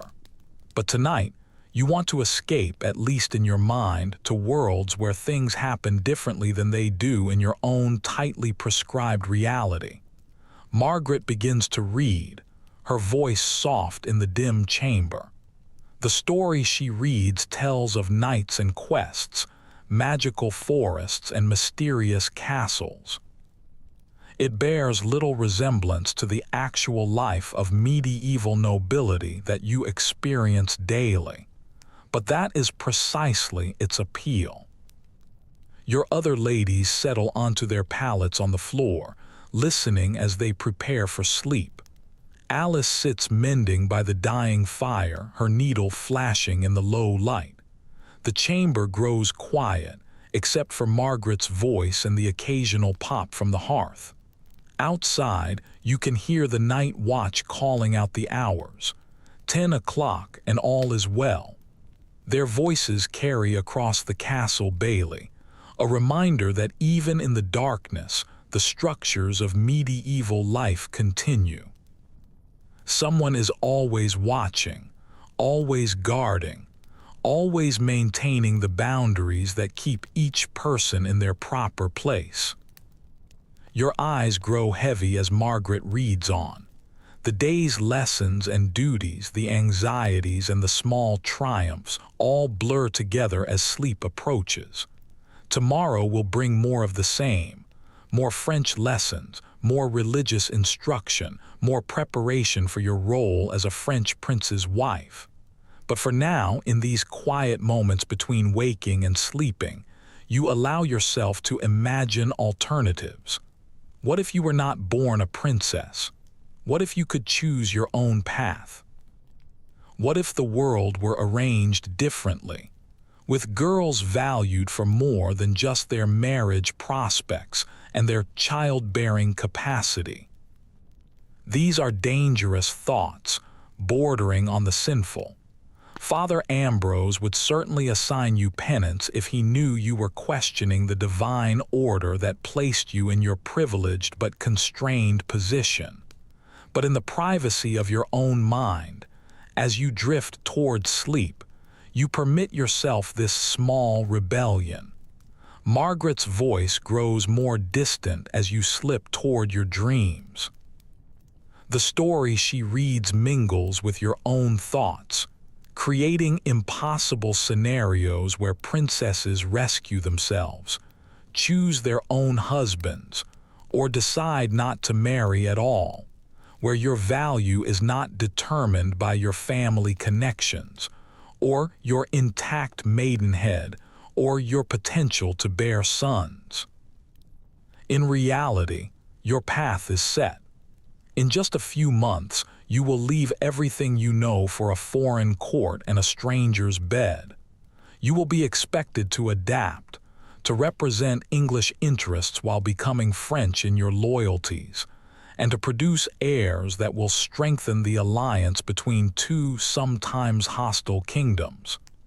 It is a heavy burden for such young shoulders, this weight of international politics and dynastic ambitions. But it is the burden that every medieval princess carries, has always carried, and will continue to carry for generations to come. As sleep finally claims you, your last conscious thought is a question. In the future, will girls still be used as political pawns? Or will a time come when princesses, when all women might be able to determine their own destinies? History, if it could answer you, would tell you that change comes slowly, painfully, and incompletely. That centuries will pass before women gain even the most basic rights to their own lives, their own bodies, and their own futures. That even in times far beyond your imagining, the struggle for true equality will continue. But tonight you sleep, untroubled by such knowledge. Tomorrow brings another day of duties and lessons, preparations and obligations, another day of being a medieval princess, privileged, constrained, and ultimately expendable in the great game of royal politics. The weeks pass by in the same relentless pattern of prayers, lessons, and duties. Winter gradually begins to loosen its grip on the castle, and the first tentative signs of spring start to appear. Snowdrops pushing their way through the frosty ground in the garden, slightly longer daylight hours, and the occasional warmer day that offers a brief respite from the bone-deep cold. And with the coming of spring comes the accelerating preparations for your departure to France. You wake one morning to an unusual amount of activity in the castle. Servants are hurrying through the corridors with a clear purpose, and there is a tension in the air that was not there the night before. What is happening? You ask Alice as she helps you dress for the day. The French delegation has arrived early, she says, her hands moving quickly to fasten your gown. They are expected in the great hall within the hour. Your father has requested your presence. Your heart skips a beat.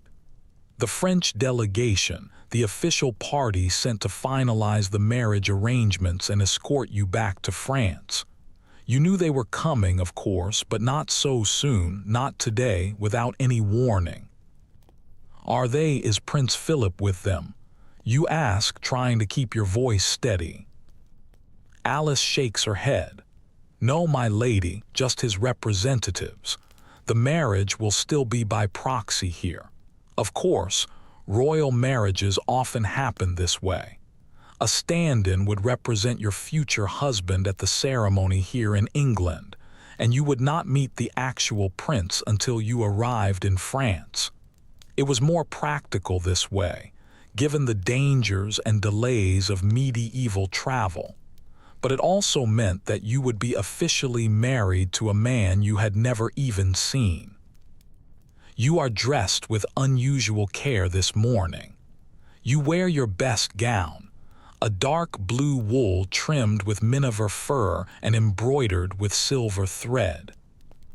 You wear a new linen veil, crisp and white, and your mother's necklace, borrowed for the occasion, a silver chain set with small sapphires that match your gown. They must see you at your very best, Alice murmurs as she adjusts the veil. You represent England today. No pressure at all, just the entire diplomatic relationship between two powerful kingdoms resting on the impression made by a 13-year-old girl. You are escorted to the Great Hall, where the atmosphere is formal and tense. The English and French parties are sitting on opposite sides of a long table, eyeing each other with the cautious respect of old rivals. Your father sits at the head of the table, projecting an aura of royal authority. Your mother is beside him, her face a perfect mask of courtly dignity. And there, the empty seat waiting for you, not beside your parents, but halfway down the table, positioned directly opposite the leader of the French delegation. It sets you apart, marking the transition of your allegiance from England to France. You take your place with as much grace as you can muster, your eyes modestly lowered just as you have been taught. But you cannot help stealing glances at the man across from you, the one who represents your future husband and his entire family. He is older than you expected, with streaks of gray in his dark beard. He is Lord Bertrand de Montfort, you learn from the introductions, a cousin of the French royal family, a trusted advisor to the king, and now your escort to your new life. Mademoiselle, he greets you in French, inclining his head. It is an honor to meet the future Princess of France. You respond in carefully practiced French, thankful for all those painful lessons with Lady Catherine. The honor is mine, my lord. I look forward to serving France and its royal family. Lord Bertrand looks pleasantly surprised at your command of his language.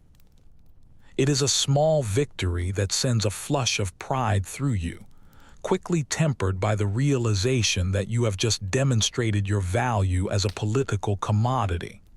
Like a horse being assessed for purchase, you have shown a desirable quality.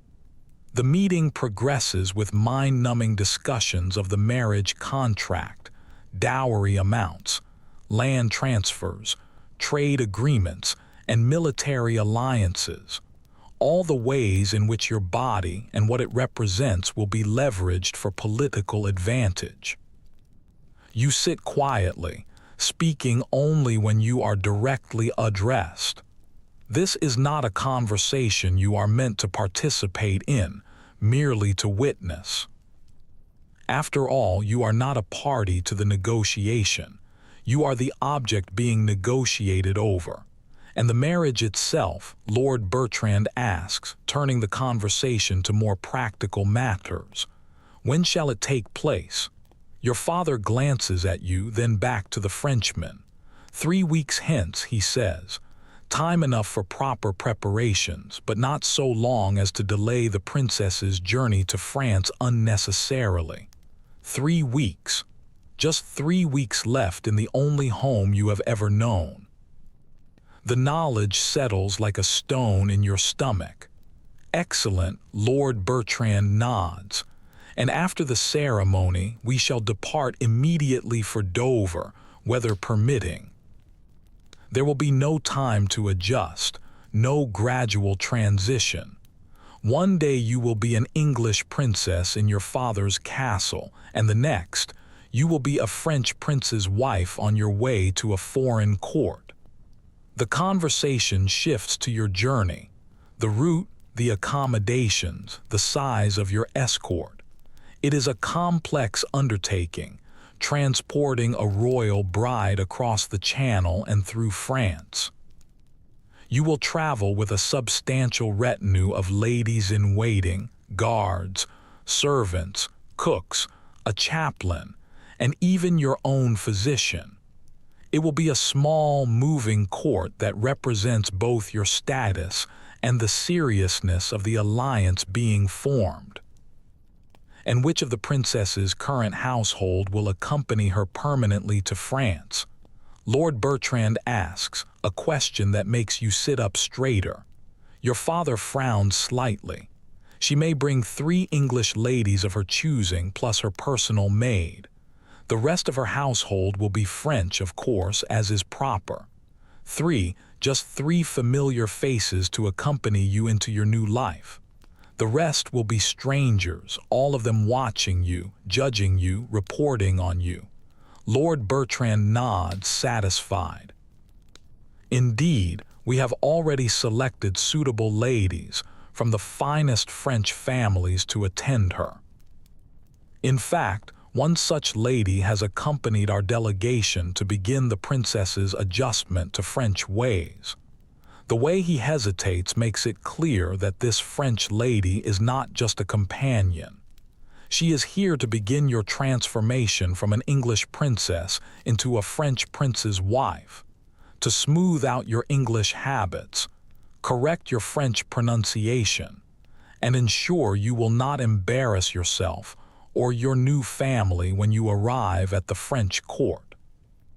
Lady Isabelle de Brienne, Lord Bertrand continues, gesturing to a woman seated further down the French side of the table.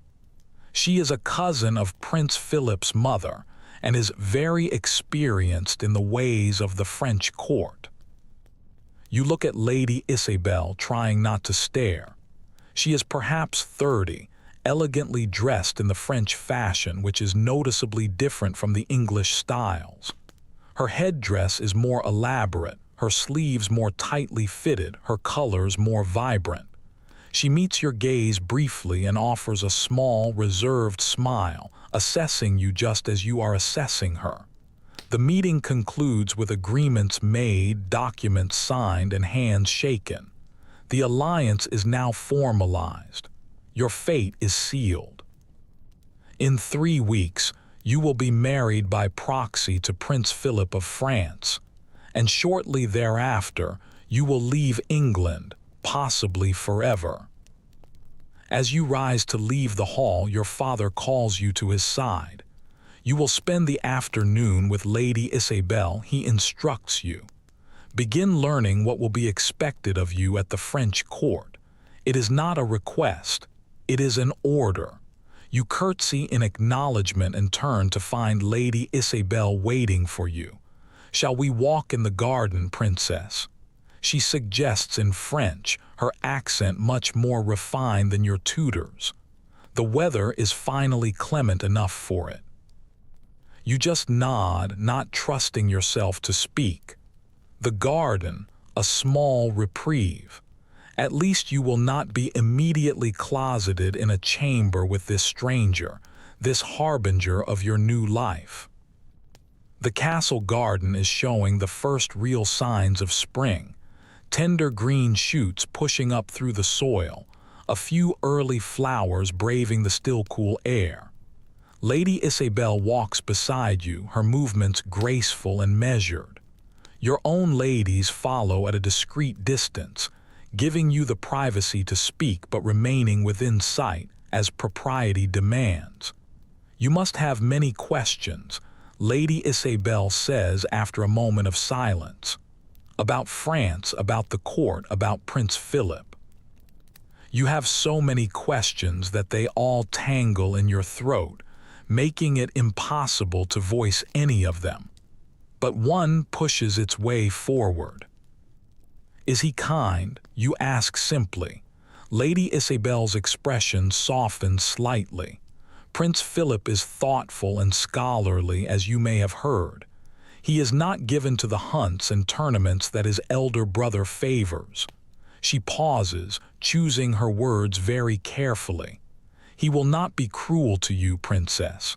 That much I can promise. It is not exactly a ringing endorsement of his character, but it is better than the alternative. You have heard enough stories of princesses being married to monsters to know how much worse your situation could be. The French court is more formal than what you are accustomed to, Lady Isabelle continues, shifting to more practical matters. It is more political. Every gesture, every word carries a hidden meaning. You will be watched constantly, judged by standards you do not yet understand. It sounds terrible, you murmur before you can stop yourself. To your surprise, Lady Isabelle laughs, a genuine sound that transforms her composed face. It is rather, she admits, but it is also magnificent. The music, the art, the conversations, there is nothing like it in all of Europe, and as a princess, you will have access to all of it. She stops beside a stone bench and sits, gesturing for you to join her. May I speak plainly, princess?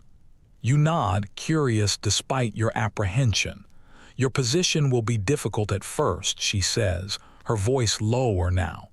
You are young, you are foreign, and you are untested. There will be those at court who wish to see you fail, particularly the mothers and sisters of the girls who might have married Prince Philip instead. The bluntness is startling, but oddly refreshing after months of platitudes and religious instruction about wifely duties.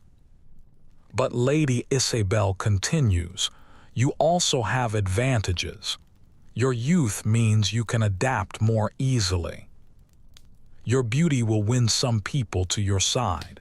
And most importantly, you are intelligent. I can see that clearly. You blink, unaccustomed to being complimented for your mind rather than your appearance or your piety. Use that intelligence, Lady Isabelle advises. Watch before you speak. Learn who holds the real power, not just the official titles. Find allies. And most importantly, give France an heir as quickly as possible. Nothing will secure your position more effectively than that. There it is again, the reduction of your value to your womb and what it can produce. Even this relatively forthright conversation circles back to the fundamental purpose of a princess, producing the next generation of royalty. How did you know? You ask suddenly. How to navigate the court, I mean. Lady Isabelle's eyes grow distant. I learned as you will, through necessity, through mistakes, and through humiliations I still remember clearly. She refocuses on you. But I can help you avoid the worst of them if you will trust me. It is the first time that anyone has offered you actual, practical help, rather than vague religious platitudes about being a good wife. Despite yourself, you feel a small flicker of gratitude toward this French lady who does not sugarcoat the challenges that lie ahead. Now, Lady Isabelle says, standing and resuming her more formal demeanor, let us discuss the French court fashions. Your current wardrobe, while fine for England, will need significant additions before you are presented to the king. And so begins your French education in earnest, no longer theoretical lessons about a someday future, but specific, practical preparation for a reality that is now just weeks away. The next 3 weeks pass in a blur of activity. The castle is transformed from its usual functioning state into a hive of wedding preparations. New tapestries are hung in the Great Hall. Provisions are ordered in enormous quantities. Guests begin to arrive, nobles from across the kingdom coming to witness the proxy marriage of a princess.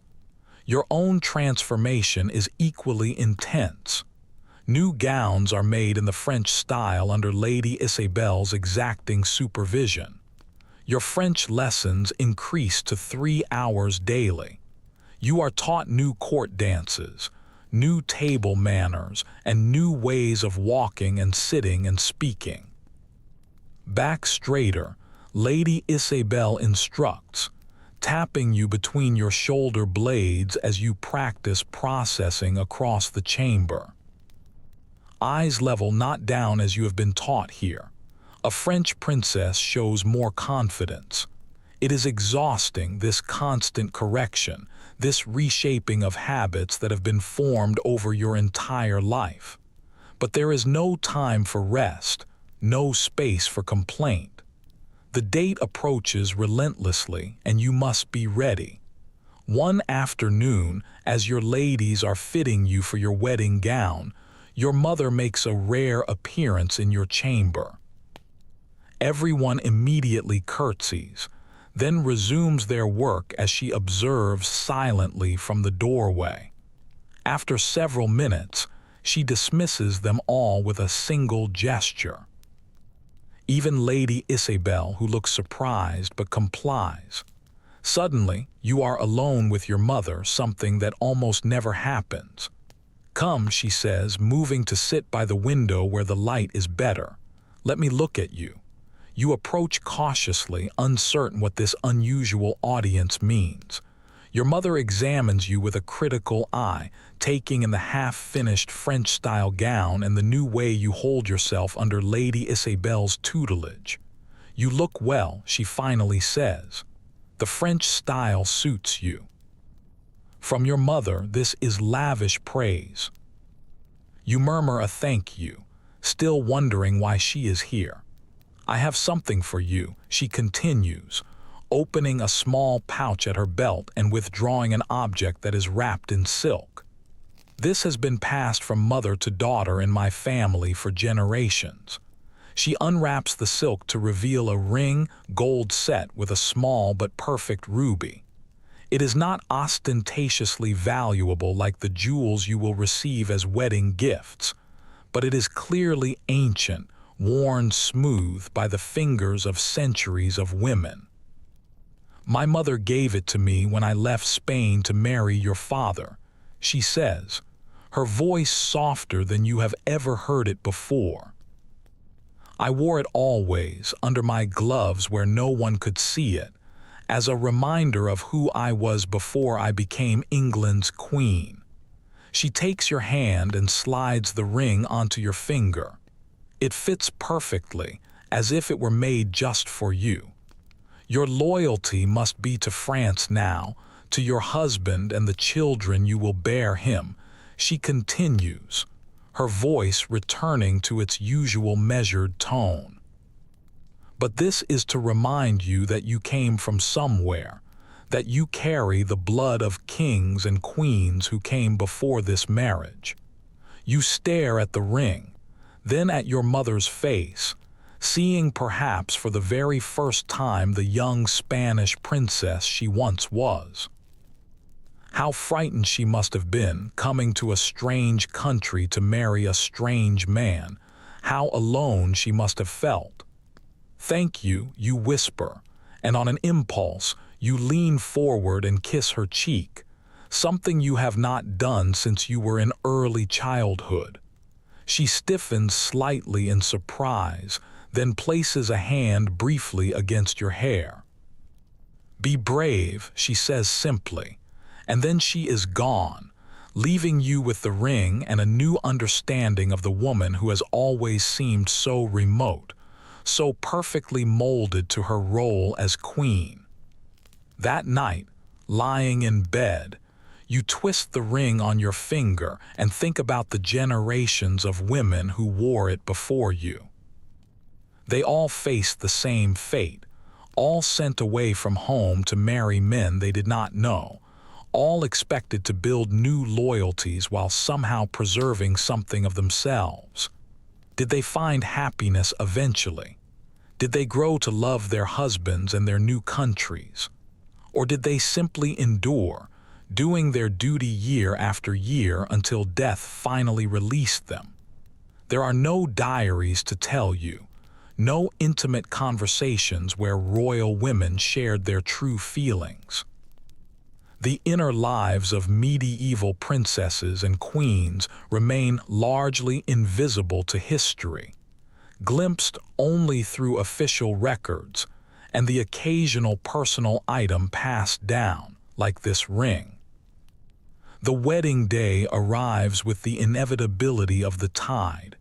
You are awakened before dawn, not by Alice as usual, but by your mother's ladies. Today is different. Today, everything changes. The ritual of dressing takes hours. First, a bath, a rare luxury, especially in the colder months, scented with herbs and flower petals. Then layer upon layer of clothing, each more elaborate than the last. The linen shift, the silk underdress, the wedding gown itself, a cream-colored silk embroidered with gold thread and seed pearls, its sleeves lined with miniver fur, its train so long it requires 2 girls to carry it. Your hair is washed and dried before the fire, then arranged in elaborate braids that are wrapped around your head like a crown. Unlike a normal day, it is left partially visible, a symbol of your unmarried state that will change during the ceremony when your head is fully veiled to indicate your new status as a wife. Through it all, you remain oddly calm, not happy, not excited like a bride in a romantic story might be, but not panicking either. There is a strange freedom in having no choice, in knowing that your path is absolutely fixed, and that nothing you feel or think can possibly alter it. The Great Hall has been transformed. Fresh rushes mixed with wildflowers cover the floor. New tapestries depicting scenes from the lives of married saints hang on the walls. Candles by the hundreds illuminate the space, their light reflected in the silver and gold plate that is displayed prominently to demonstrate your family's wealth. The guests fill every available space. English nobles in their finest attire, the French delegation in even more elaborate garments, all of them watching as you enter on your father's arm. The music, harps, recorders, small drums, shifts to a stately processional as you walk slowly toward the makeshift altar at the far end of the hall. And there waits your husband, not Prince Philip, who remains in France, but his proxy, Lord Bertrand, standing stiffly in his formal attire. Beside him, looking incongruously pleased, is Father Ambrose, who will perform the ceremony. The wedding itself passes in a blur of Latin phrases and symbolic gestures. You speak your responses by rote, having rehearsed them countless times. You extend your hand when prompted, feel the weight of the ring as Lord Bertrand slides it onto your finger on behalf of the absent prince. And just like that, you are married, not in body, as the marriage will not be consummated until you reach France and meet your actual husband. But you are married in law, in politics, and in the eyes of the church and both kingdoms. There is a feast afterward, more elaborate than any you have experienced before.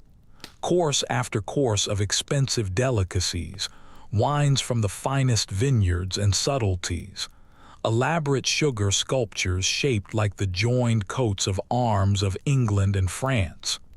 You sit in the place of honor, now officially a French princess rather than an English one. Lord Bertrand, having completed his proxy duty, has returned to his place with the French delegation. The seat beside you remains conspicuously empty, a reminder of your husband's absence, of the strange limbo you now inhabit as a married virgin, a wife without a husband. Throughout the meal, you receive gifts, gold cups from a duke, a reliquary containing what is claimed to be a splinter from the true cross, illuminated prayer books, and jewels to adorn your person and your future home in France. Each gift giver approaches, bows or curtsies, and presents their offering with formal phrases of congratulation. You respond with equally formal thanks, your French now fluent enough after Lady Isabel's intensive training that even the French delegation looks impressed. It is all a performance, a diplomatic spectacle with you at its center. Nothing about this day is for you. It is for the alliance, for the kingdoms, for the future heirs you will produce. Your feelings are completely irrelevant to everyone present, except perhaps to Alice, who stands behind your chair, occasionally leaning forward to whisper some practical advice. Small sips only, it is strong wine. The fish has bones, be careful. Lord Edwin is watching for a reaction to his gift. Look pleased. These small kindnesses, these moments of genuine concern for your comfort and success, are like droplets of water in a desert. They remind you that beneath all the pageantry and politics, there are still human connections that matter. As the feast stretches into the evening, musicians play and acrobats perform. Under normal circumstances, a wedding night would follow, with the bride and groom escorted to their chamber by ribald guests, the marriage consummated and verified. But your situation is different. Your real wedding night awaits you in France, with a man you have still never met. Instead, as the festivities begin to wind down, Lady Isabel appears at your side. "We should retire, Princess," she says quietly. "Tomorrow will be an early start. Tomorrow the journey begins." You nod and rise, making your formal farewells to the assembled guests. Your father kisses your forehead, a rare public display of affection. Your mother embraces you briefly, and then you are being escorted back to your chamber, surrounded by your ladies for your last night in the only home you have ever known. The chamber looks different now. Your personal belongings have all been packed in trunks that line the walls, ready for tomorrow's departure.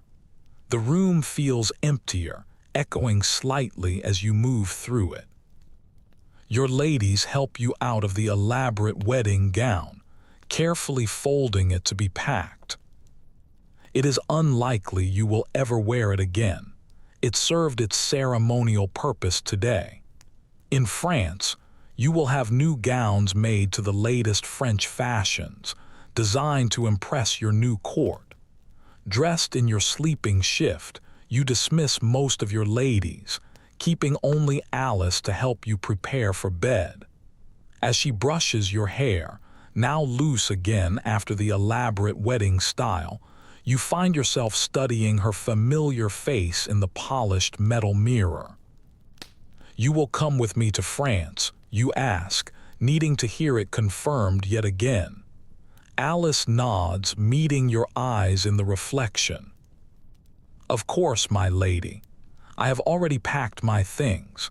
And Margaret, your young lady-in-waiting who shared stories with you. Yes, she is coming too, and Lady Alina and Lady Catherine." Alice names the other two English ladies who will form the small core of familiar faces in your new French household. It is not much, just 4 English women among the dozens of French attendants who will surround you at the French court, but it is something, a small piece of home to take with you. Are you afraid? You ask Alice suddenly, of going to France. Alice's hands pause briefly in their rhythmic brushing. Yes, she admits quietly, but I am also curious. It is a grand adventure in its way. An adventure. You had not thought of it like that. To you it has been an ending, the end of your childhood, the end of familiarity, the end of whatever small freedoms you enjoyed as a daughter rather than a wife. But perhaps Alice is right. Perhaps there is something to be gained in this enforced journey, this new beginning. What do you think he is like? You ask, not needing to specify who you mean. Really like, I mean, not what Lady Isabel says. Alice considers this carefully before answering. I think he is probably as nervous as you are. He did not choose this match any more than you did. It is a startling thought. Somehow, you have been imagining Prince Philip as a fully formed adult, confidently waiting for his bride to be delivered. But Alice is right. He is only 17, hardly more than a boy himself, also bound by duty and family expectations. Maybe he is nice, you say, sounding young even to your own ears. Maybe we will get along. Alice smiles gently. Maybe you will. And if not, well, royal couples often lead separate lives once the heirs are secured. You will have your own household, your own interests. It is cold comfort, but it is realistic. Medieval royal marriages are not about companionship or love. They are about alliances and heirs. If you are lucky enough to find friendship with your husband, that is a bonus, not an expectation. Alice finishes brushing your hair and helps you into bed. The sheets are cold despite the warming pan, and you curl up tightly, trying to preserve your body heat. Would you like me to read to you? Alice asks, reaching for the book of Thales that has become your nightly ritual. You nod, suddenly unable to speak past the lump in your throat. This familiar comfort, Alice's voice, the stories of adventure and magic, is something you can take with you to France, a small continuity in the massive disruption of your life. As Alice reads, you close your eyes and try to imagine what awaits you across the channel. A new castle, a new court, a husband with a scholar's mind, and if Lady Isabel is to be believed, a gentle disposition. Perhaps it will not be as terrible as your worst fears suggest, or perhaps it will be worse in ways you have not even considered. The uncertainty hangs over you like a cloud as you drift toward sleep, listening to Alice's voice telling stories of knights and ladies, quests and discoveries, endings both happy and sad. Tomorrow brings the beginning of your own quest, not one you chose, but one you must undertake nonetheless. And as consciousness fades, you find yourself hopping against all medieval reality for something like a happy ending of your own. Dawn breaks cold and misty on your departure day.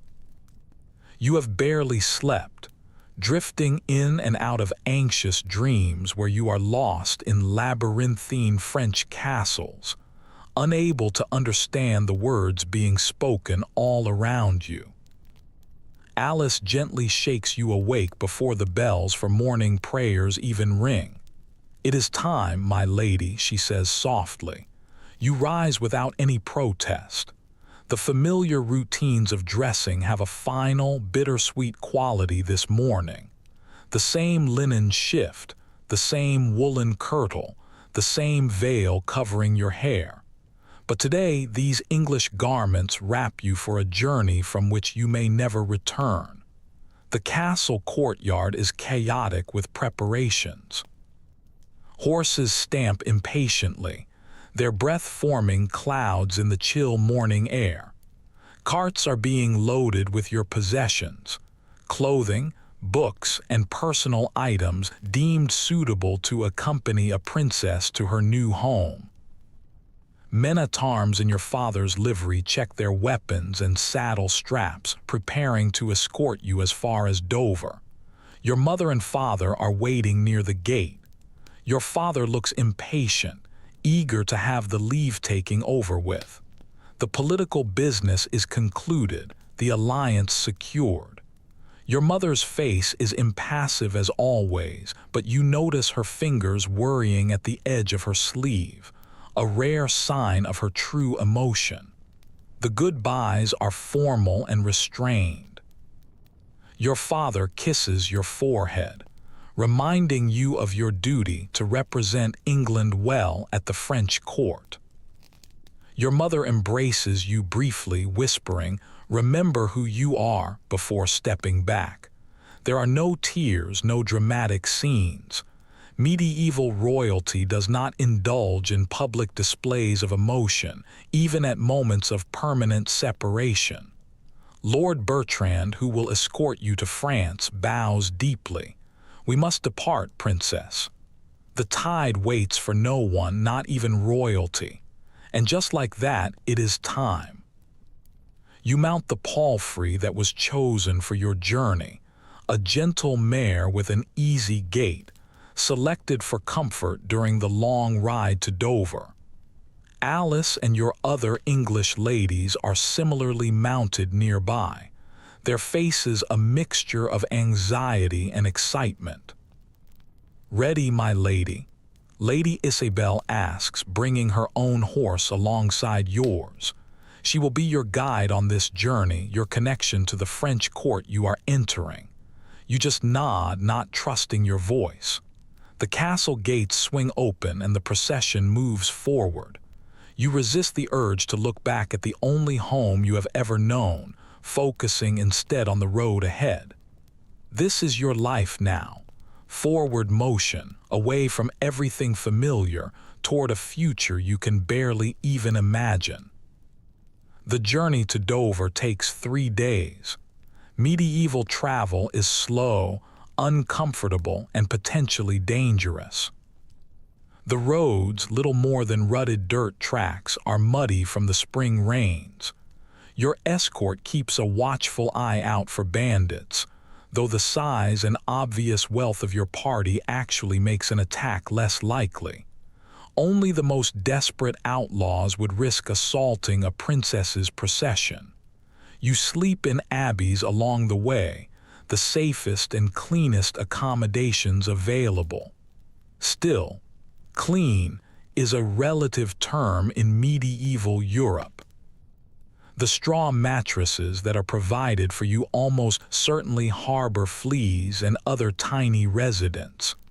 The food is plain but plentiful, offered with the appropriate deference to your rank. Try to rest well tonight. Lady Isabel advises as you reach the abbey where you will spend your final night on English soil. The Channel crossing can be challenging. You have never seen the sea before, having spent your entire life inland at your father's primary castle. The prospect of crossing the narrow but notoriously rough stretch of water between England and France fills you with a deep dread. You have heard stories of ships being lost, of even the strongest men being rendered helplessly ill by the constant motion.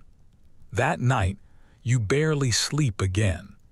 The unfamiliar abbey, with its cold stone walls and echoing corridors, feels hostile and transitional. It is neither home nor your destination, just a waypoint in your journey. Alice sleeps on a pallet near your bed, her steady breathing the only familiar comfort in this strange place. Morning comes too quickly.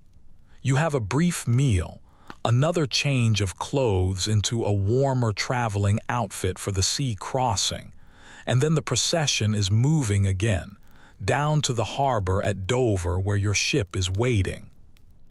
The smell hits you first.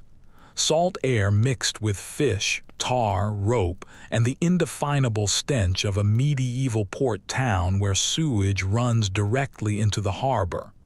Then comes the noise. Sailors shouting, gulls screaming, the constant creaking of ships against their moorings. And finally the sight, the vast expanse of gray-green water stretching to the horizon, choppy with whitecaps under a threatening sky. That is our vessel. Lord Bertrand points to a ship that is larger than the fishing boats, but tiny compared to the expanse of water it must cross. The Sainte Marie, one of the best in the royal fleet, it does not look particularly reassuring. It is wooden, open to the elements except for a small cabin at the rear, and it is dependent entirely on the wind and human muscle to make the crossing. Medieval seafaring is primitive, dangerous, and terrifyingly subject to the whims of the weather. "Come, princess," Lady Isabel says, taking your arm. "It is best to board quickly and be settled before the tide turns." Boarding involves being half carried by sailors down slippery steps to a small boat, then being rowed out to where the Sainte Marie is anchored. The little boat bobs alarmingly on the waves, with water occasionally splashing over the sides, soaking the hem of your gown. By the time you reach the ship, you are already cold, damp, and feeling distinctly unwell. The cabin assigned to you is barely large enough for a narrow bed, which is really just a shelf with a thin mattress and a small chest for your immediate necessities. Alice and Lady Isabel will share the space with you. Your other ladies must make do with sheltered spots on the deck, huddled under cloaks and blankets. The crossing usually takes about half a day with favorable winds, Lady Isabel explains, helping you settle onto the bed. Try to sleep if you can. It is easier that way. Sleep proves to be impossible as the ship leaves the relative shelter of the harbor and encounters the full force of the channel.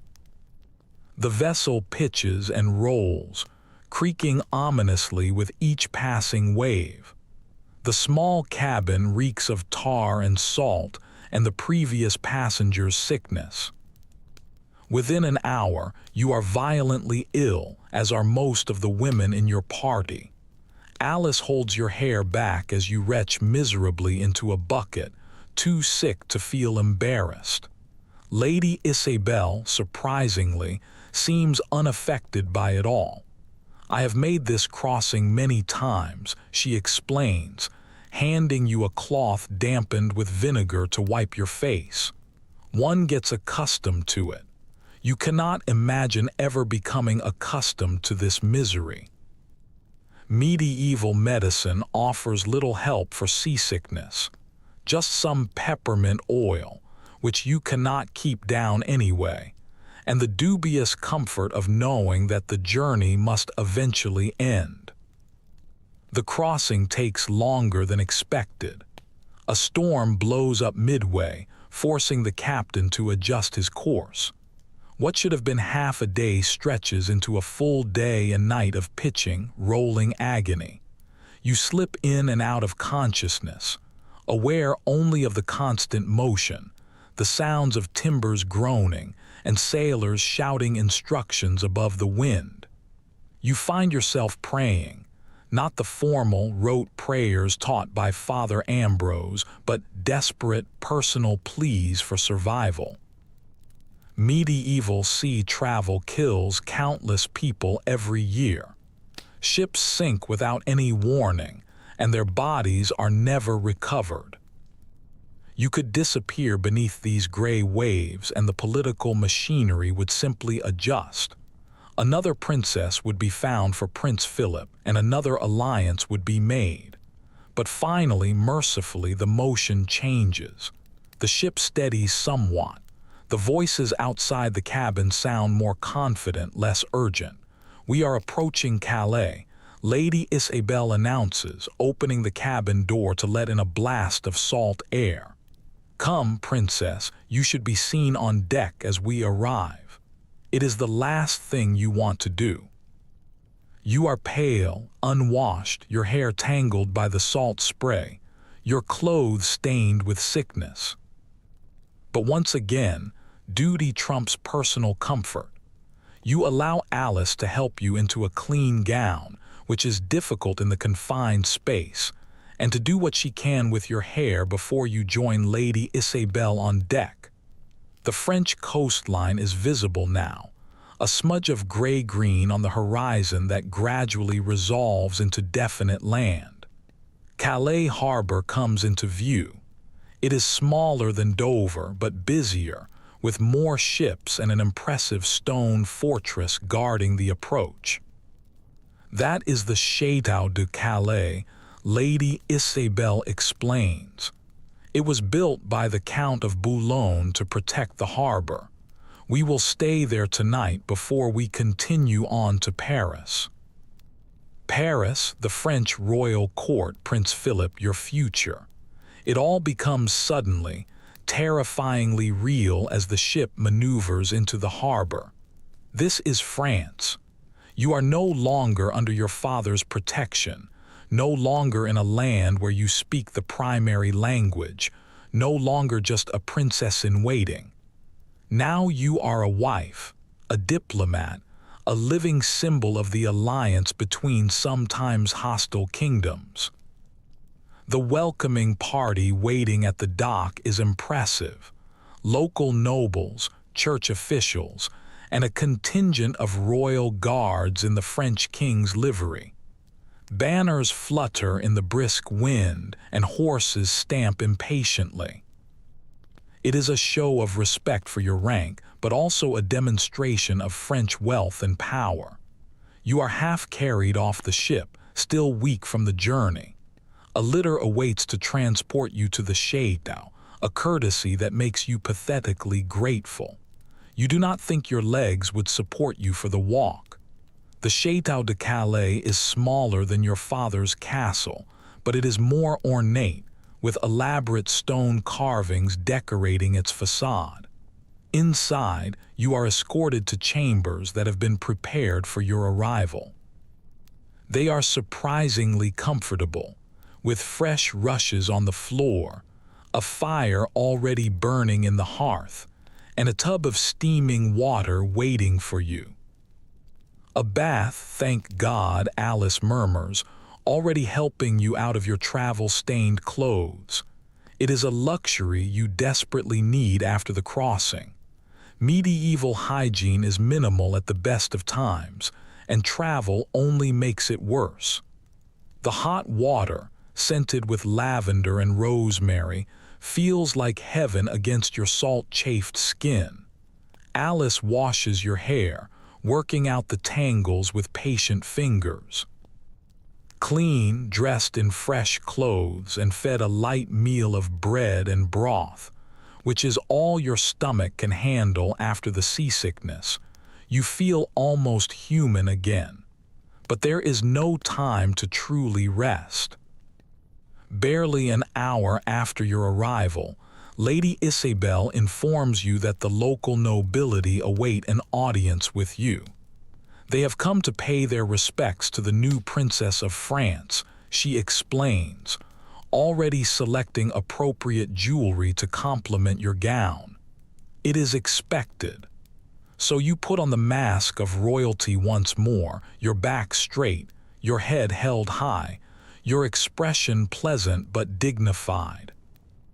You enter the Château's great hall and take your seat in the chair of honor, receiving the bows and curtsies of French nobles whose names you immediately forget in your exhaustion.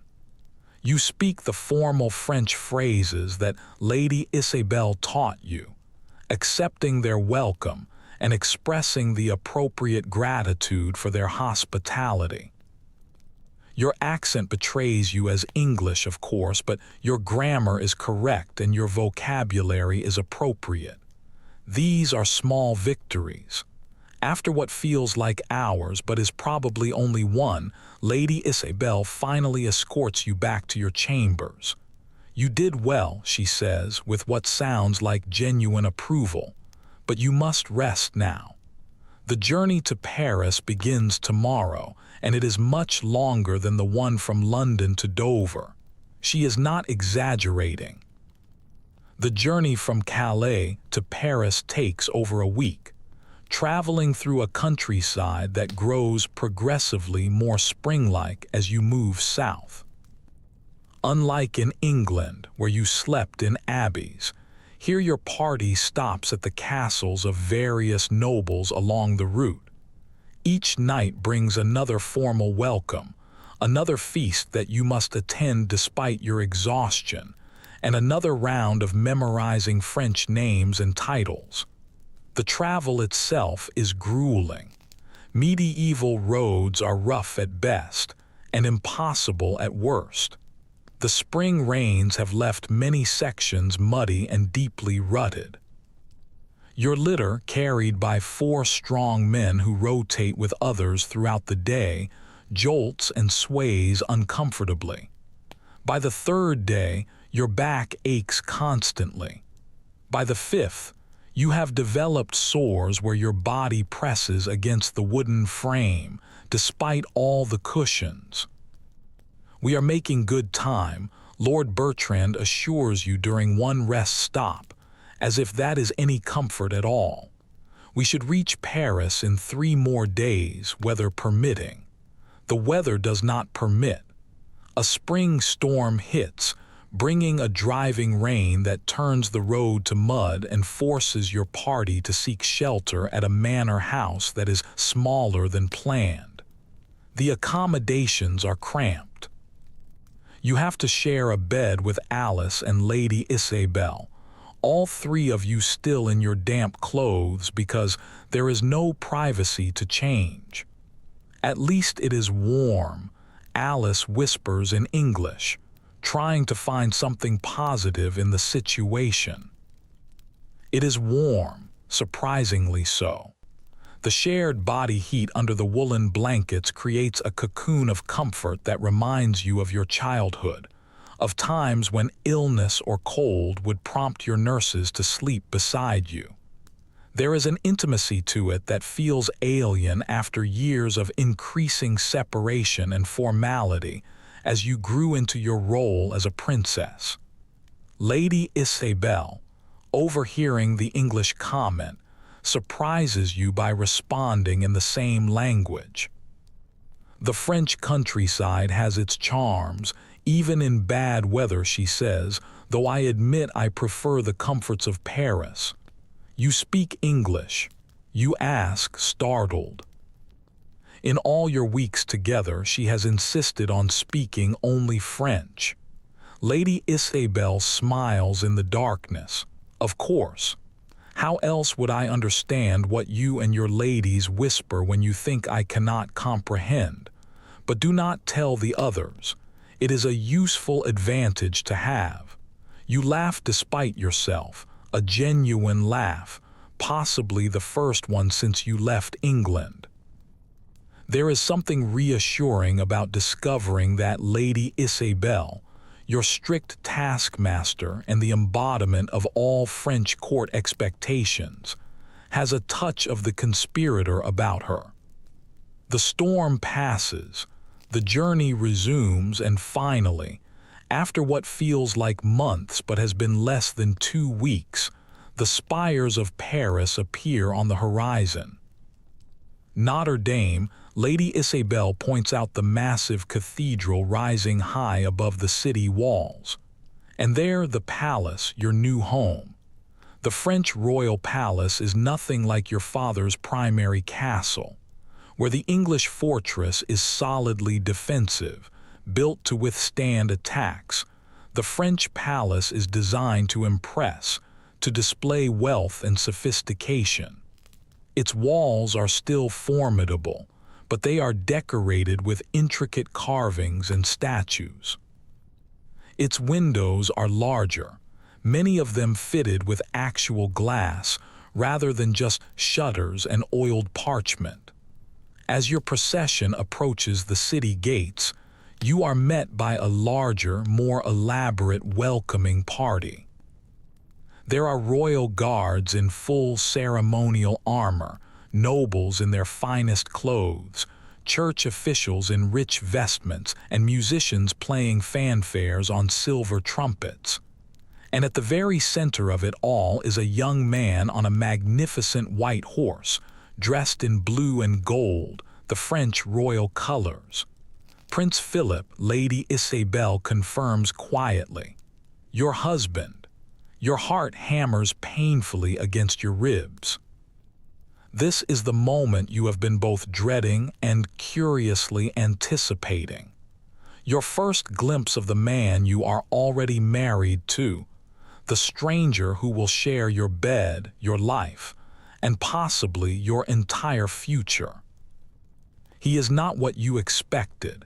He is taller than you had imagined, but slender with an almost delicate build.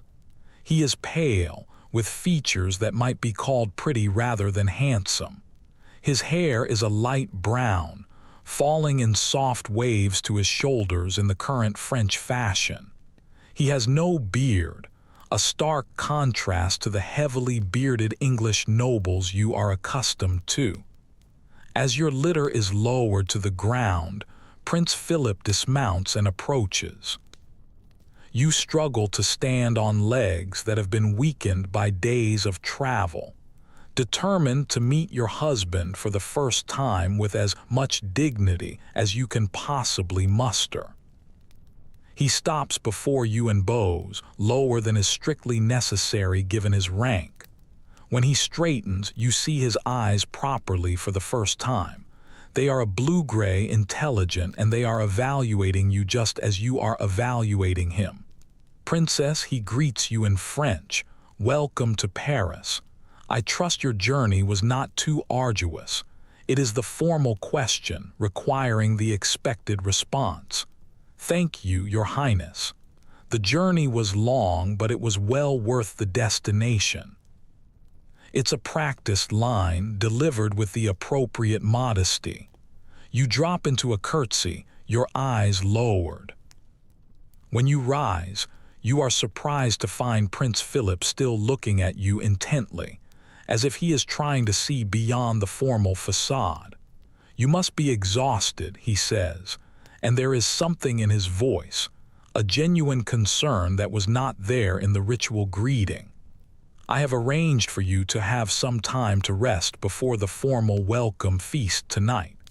It is a small kindness, but an unexpected one. Medieval royal protocol does not typically prioritize comfort over ceremony.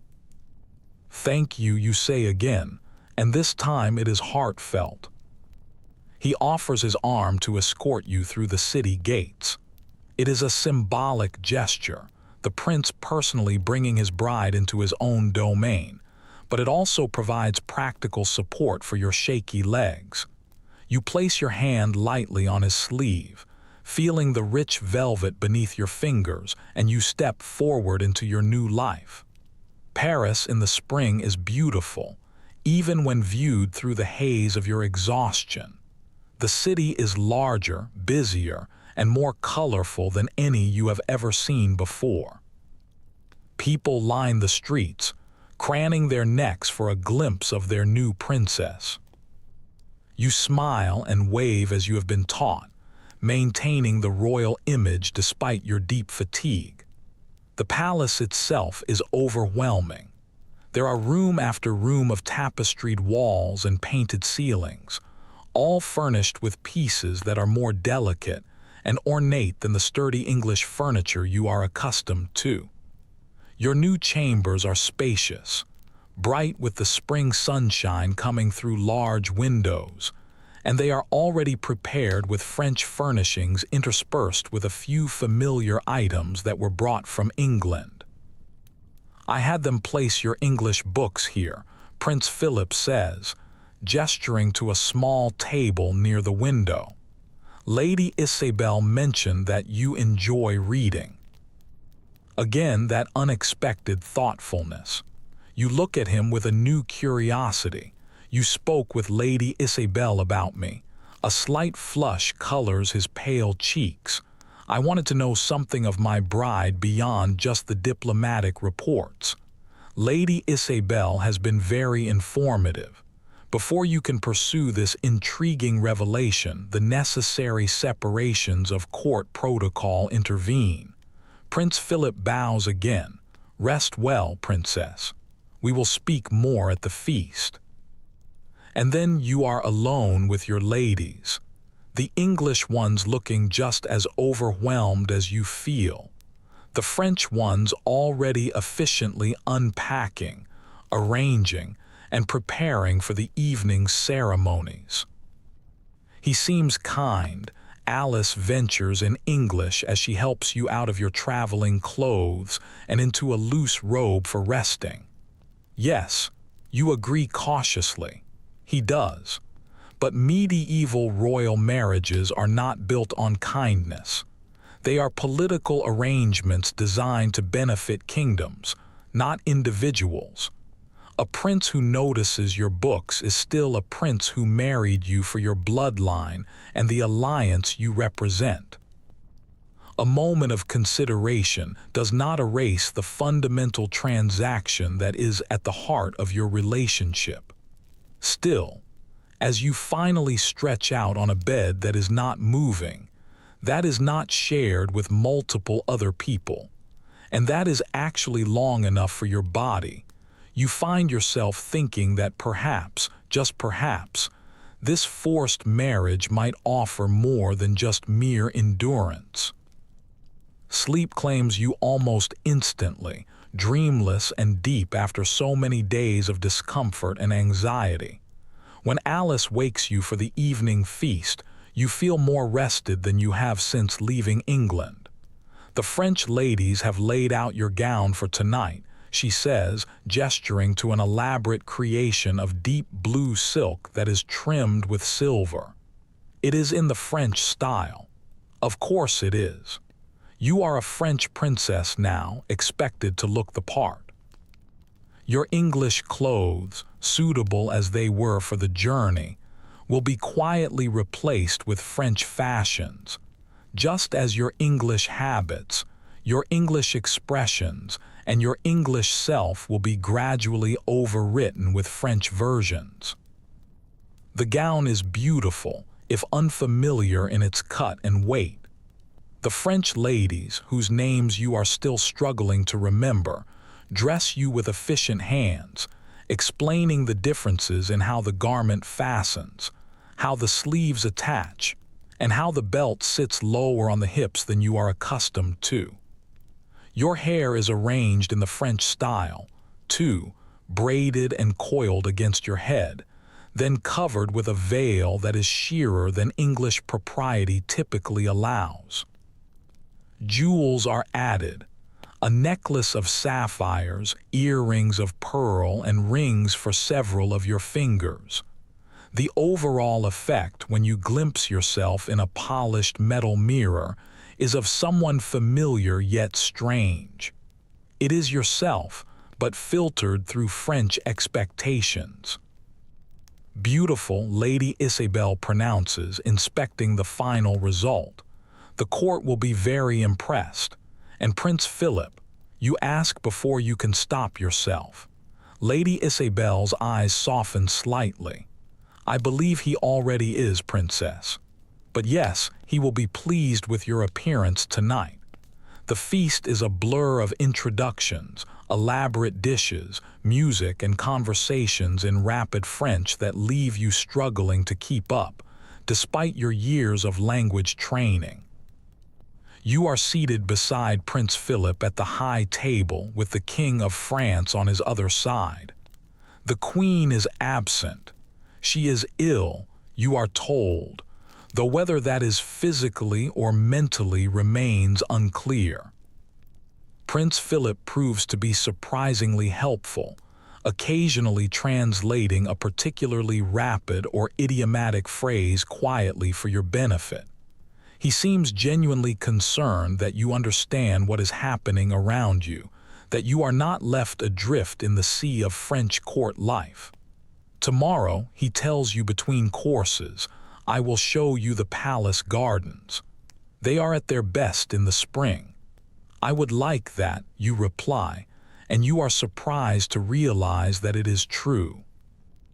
After so many days confined in litters and ships and rain-soaked manors, the prospect of gardens in bloom is genuinely appealing, as is the chance to know more about this thoughtful, scholarly prince who notices your books and translates difficult phrases.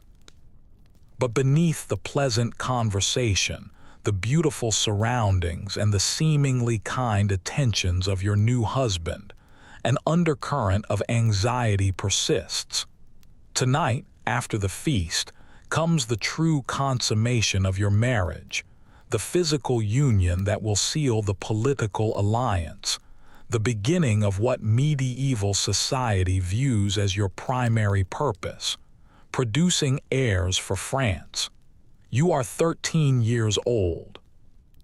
You have been instructed in the basics of what will happen, primarily by Alice, since your mother's advice was limited to "it passes."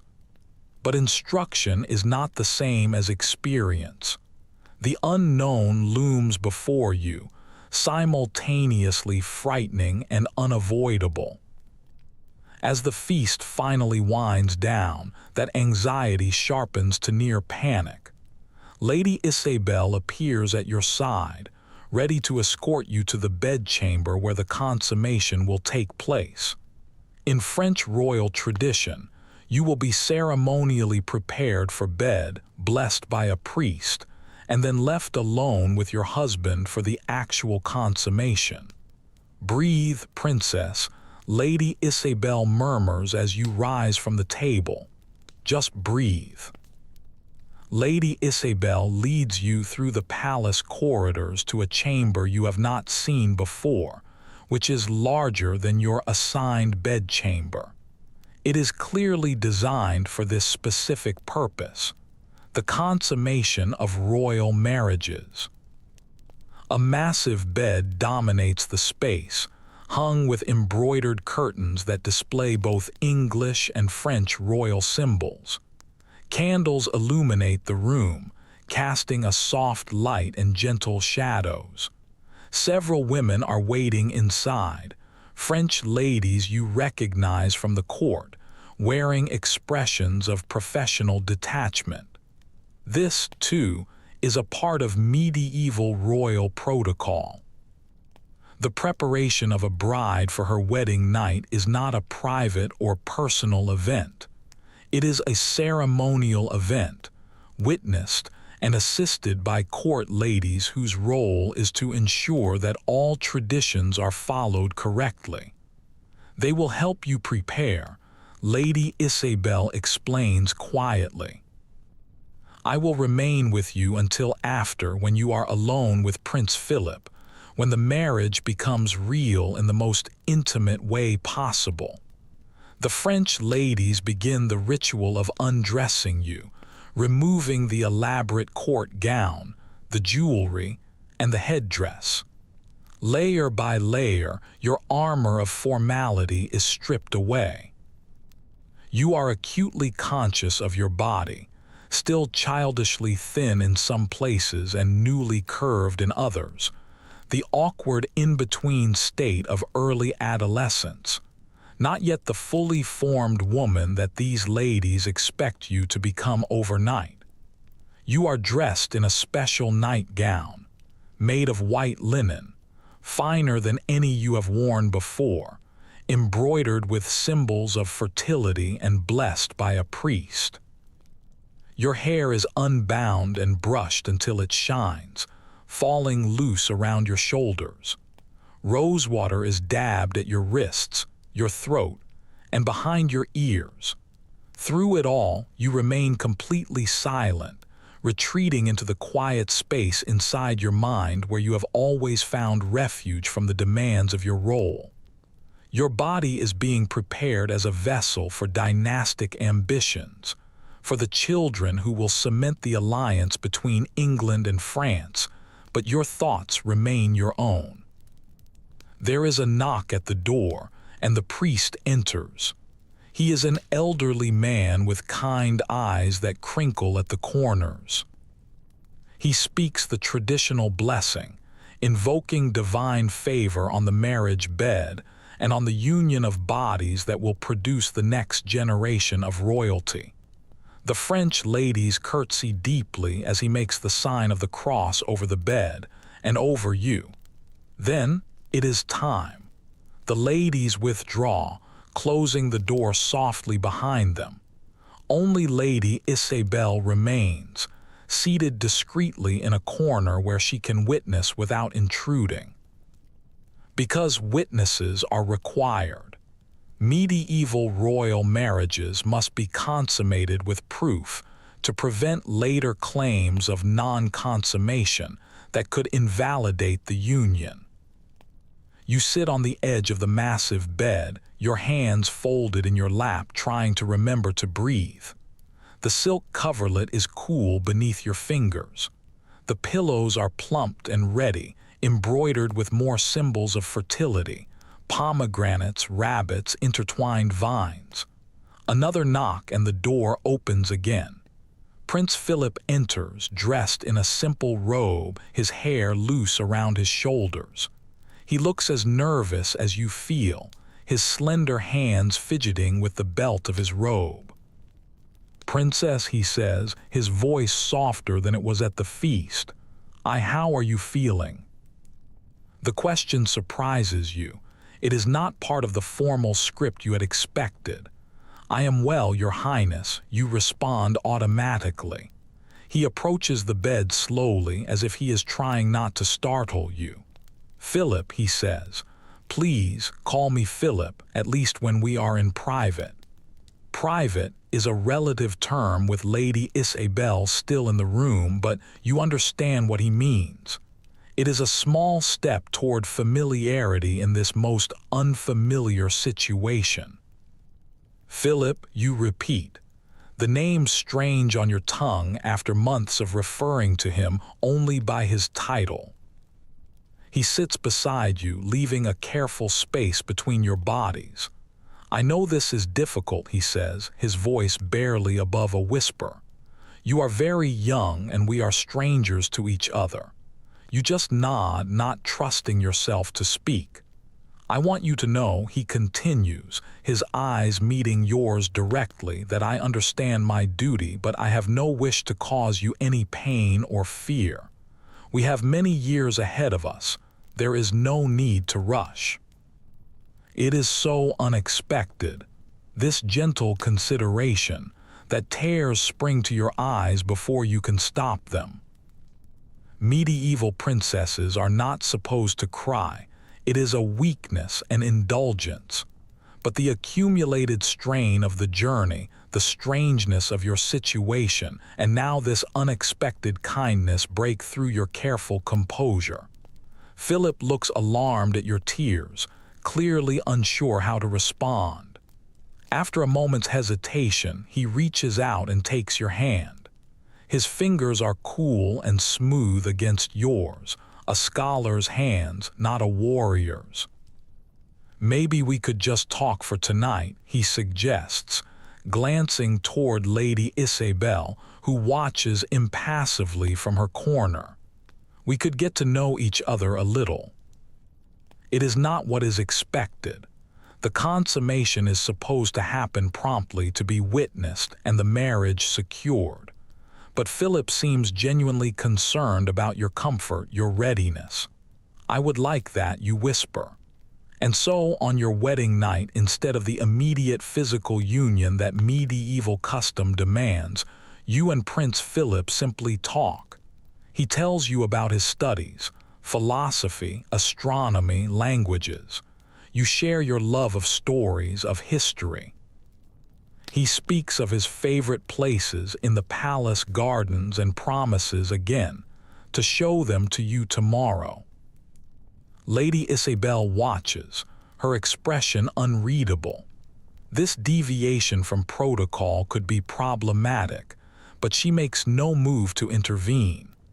Perhaps she, too, sees the value in building some foundation of understanding before the physical aspects of the marriage begin. Hours pass, and the candles burn lower. Your initial terror fades, replaced by a cautious curiosity about this thoughtful young man who seems as constrained by his royal role as you are by yours. Finally, when the night is half gone, Philip sighs and glances at Lady Isabel. The marriage must be valid, he says, his scholarly formality returning. You nod, the anxiety fluttering back to life in your chest. But it is different now, less acute, tempered by the hours of conversation that have transformed Prince Philip from an abstract concept into a real person. A person who, at the very least, seems to view you as a person too, not just a political necessity. What follows is still uncomfortable, still strange, and still painful in the ways you were warned about. But Philip is gentle, apologetic, and quick. And when it is done, the marriage consummated, the alliance secured in the most ancient and binding way, he does not immediately leave as protocol would allow. Instead, he stays beside you, his presence oddly comforting in the unfamiliar bed. Rest now, he says quietly, adjusting the covers around you. It has been a long journey for you. You drift toward sleep, exhausted by the physical and emotional demands of the day. The last thing you register is Philip's voice, very soft, saying something to Lady Isabel that sounds like, "Take care of her." And then darkness claims you. The next weeks and months bring a gradual adjustment to your new life in the French court. Some aspects are easier than you had feared. Prince Philip keeps his promise to show you the palace gardens, which become your favorite refuge from the complexities of court politics. He makes time each day to see you, continuing the conversations that were begun on your wedding night, building a careful friendship that makes the required physical aspects of the marriage more bearable.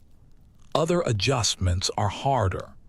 The French court is indeed more formal and more politically fraught than your father's was. Alliances shift constantly, and whispers follow you through the corridors. The English princess, the foreigner, the child bride whose accent still betrays her origins despite Lady Isabel's intensive coaching. They are testing you, Lady Isabel explains, after one particularly difficult court gathering where several French ladies deliberately spoke too quickly for you to follow. They are looking for weaknesses they can exploit. Why? You ask, frustrated by the constant scrutiny, the subtle undermining. What does it matter to them how I speak, how I dress, how I conduct myself? Lady Isabel's face softens with a rare sympathy. Because you have what they want. A place at the center of power, a prince's ear, and the potential to be the mother to the next generation of royalty. It is a stark reminder of the medieval reality. Your value lies not in yourself, but in your position, your connections, and your womb. And in this world where women have so little direct power, those things make you both a target and a potential ally worth cultivating. So what do I do? You ask. Watch, listen, and learn who can be trusted and who cannot, Lady Isabel says, straightening your veil with practiced hands. And give France an heir as soon as possible. Nothing will secure your position more effectively. But months pass, and your courses continue to arrive with predictable regularity. There is no pregnancy, no heir, and no strengthened position. You are not particularly concerned. You are barely 14, still growing into your adult body. But the court notices. The whispers change from comments about your accent to speculation about your fertility. The king begins to look at you with slight disappointment when you are presented at formal occasions. Even Philip, as kind as he is, occasionally asks if you are feeling well, if there is anything troubling you that might be preventing conception. It will happen when God wills it. Your mother wrote in her one brief letter since your departure from England, cold comfort from a woman who produced her first child within a year of her own marriage. Spring turns to summer, and summer to autumn. You settle into the rhythms of French court life. Your French improves to near-native fluency. You learn the complex web of relationships that governs court politics and begin to navigate it with growing confidence. You find unexpected allies.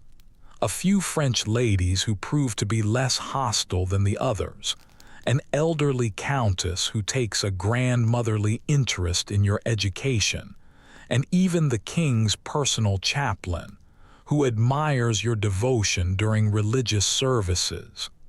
And through it all, your relationship with Philip evolves from an awkward formality to a genuine companionship.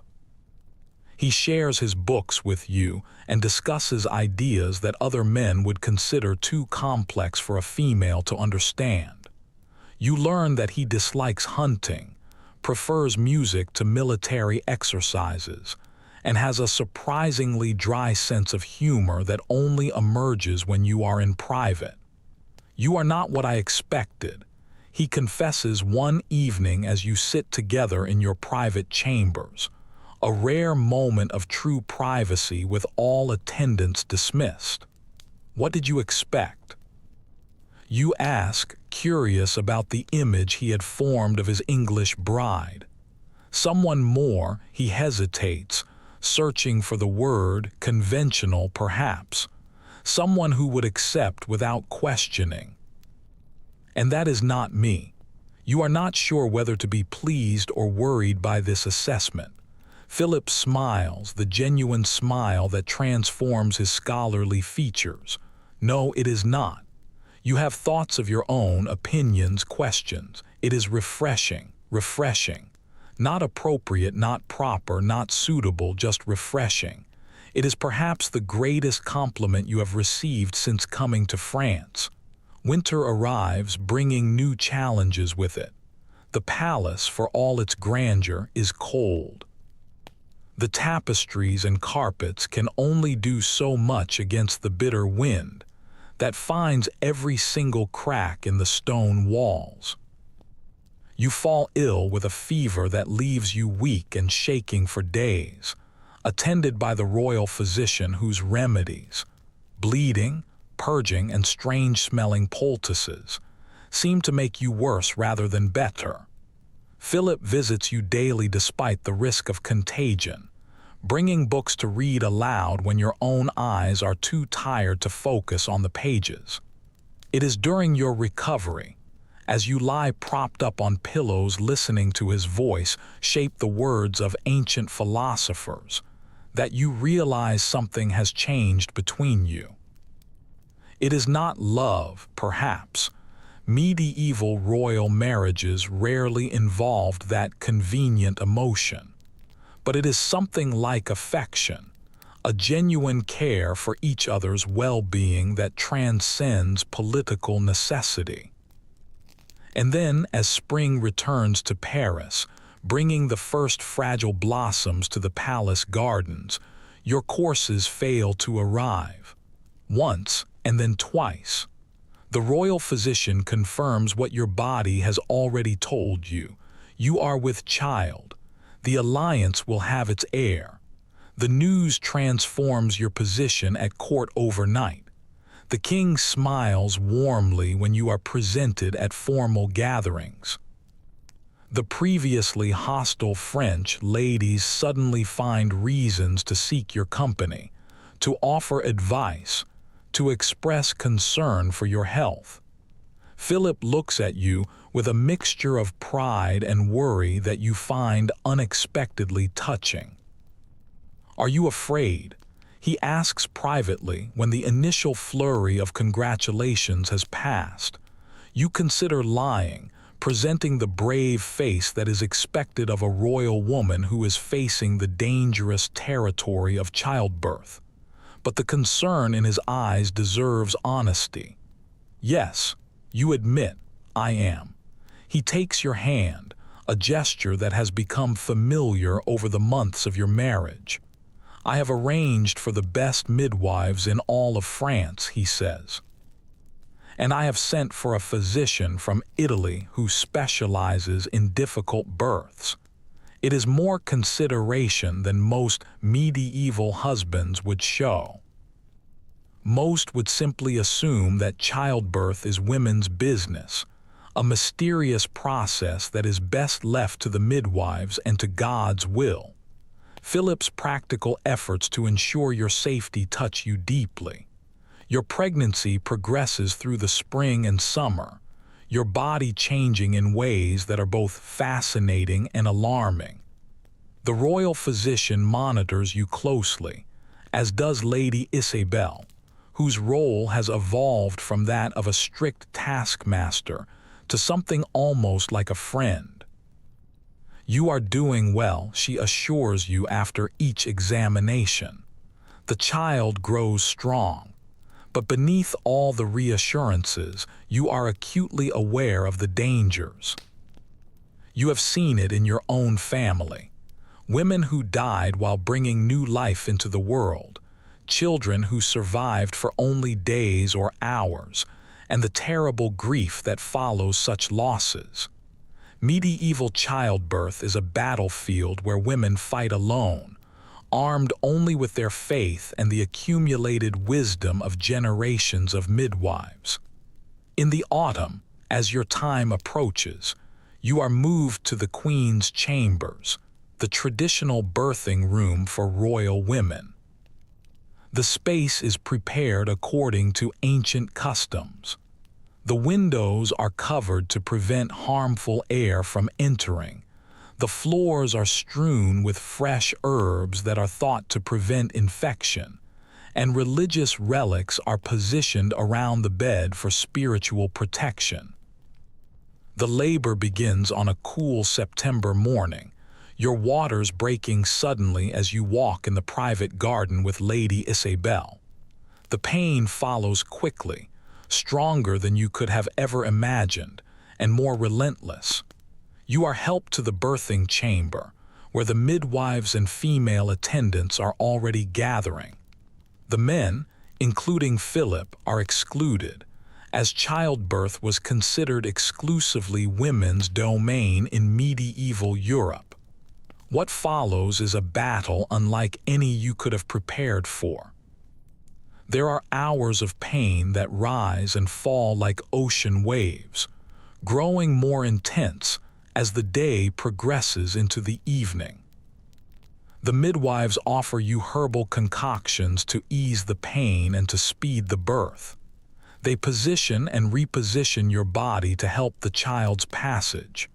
They pray over you, invoking the saints who are associated with safe delivery. Through it all, Lady Isabel remains at your side, holding your hand, wiping your brow, and whispering encouragement when your strength falters. This, too, is unexpected, this fierce support from a woman who began as your instructor in French ways and has somehow become your defender, your ally. Night falls and the pain intensifies. The midwives exchange worried glances as your labor extends beyond what is considered normal. You catch fragments of their whispered conversations, their concerns about your youth, your size, and the position of the child. The Italian physician, Lady Isabel, demands, "Bring him now." There is some resistance, as men are not traditionally allowed in the birthing chamber. But Lady Isabel's authority, backed by Prince Philip's prior instructions, prevails.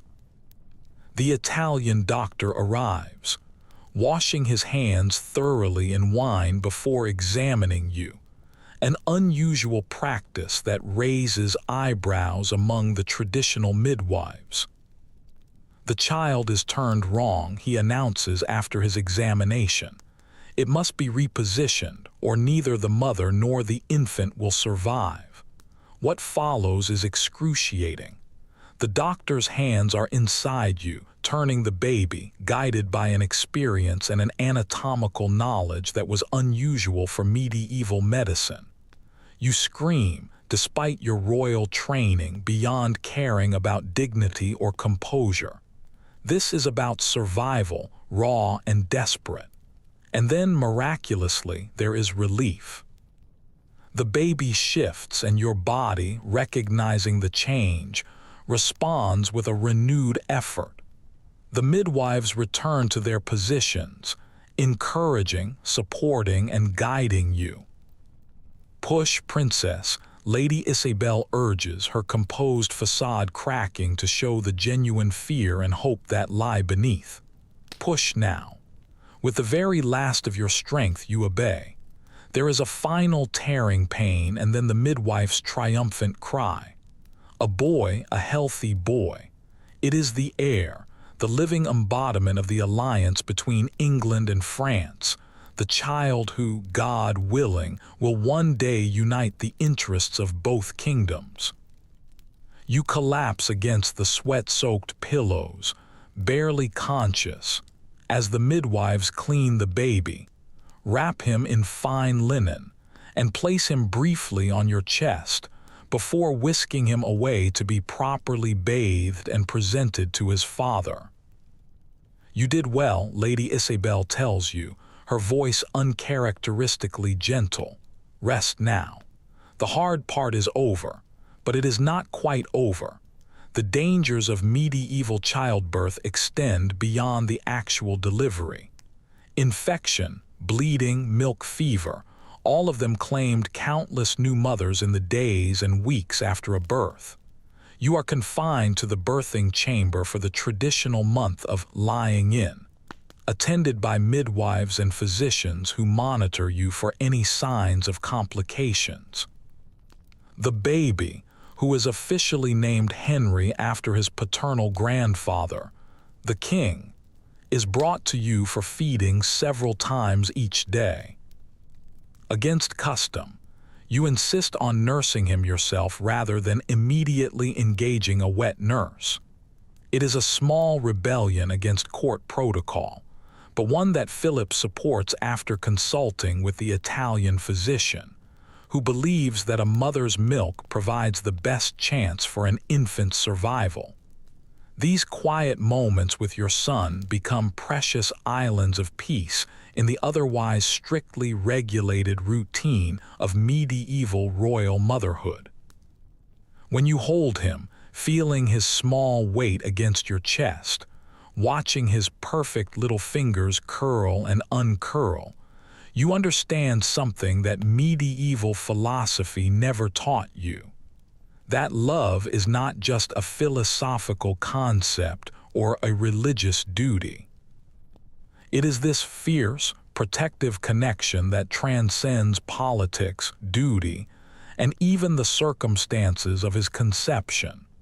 Philip visits you daily, watching with a scholarly curiosity as you nurse the child, occasionally asking questions about the process that make Lady Isabel purse her lips in disapproval. His interest in his son is genuine, if somewhat detached. Medieval fathers, particularly royal ones, typically maintained a distance from their infants, becoming more involved as the children grew old enough for formal education. He has your eyes. Philip observes one afternoon, studying the baby's face with the same concentration he brings to his astronomical charts. But my mother's chin, I think. It is an unexpected observation from a medieval husband, this acknowledgement of your contribution to the child beyond simply carrying and delivering him. Most would see the son as a continuation of the paternal line only, with the mother being a necessary but ultimately unimportant vessel. What do you wish for him? You ask, curious about Philip's vision for this child who represents so much politically. Philip considers the question seriously, as he does all questions. that he be wiser than his grandfather, he finally says, so quietly that only you can hear, that he rule with intellect rather than with might. It is a revealing answer, a glimpse of Philip's own complex relationship with his father, the warrior king, who has always seemed somewhat bemused by his scholarly second son.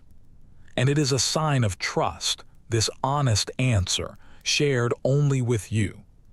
As the traditional month of confinement ends, you prepare to re-enter court life, to present yourself and the heir at formal ceremonies, and to resume your duties as a princess. Your body still aches from the ordeal of childbirth and still feels strangely hollow and unfamiliar. But your mind is clearer, sharper, somehow more your own than it was before. Something has changed, not just physically, but in your understanding of your place in this world that treats women as political commodities. You have survived the most dangerous journey a medieval woman can undertake. You have produced the heir that secures your position. You have fulfilled the primary duty of a royal wife. And in doing so, you have gained a measure of freedom. Not the complete autonomy a modern woman might expect, but a significant space within the constraints of medieval royal life. The freedom to establish your own household routines, the freedom to select additional ladies who share your interests, the freedom to pursue the intellectual curiosities that Philip has encouraged. What would you like to do now? Philip asks on the eve of your return to court, sitting beside your bed where you are nursing the baby one last time before handing him to the wet nurse who will care for him overnight. It is an extraordinary question from a medieval husband to his wife. The expected answer would be a dutiful submission to whatever he decides. But that is not what Philip is asking. He is genuinely interested in your desires, your choices. I would like to learn more, you say after a moment's thought, about astronomy, about philosophy, about the things you study. Philip looks surprised, then pleased.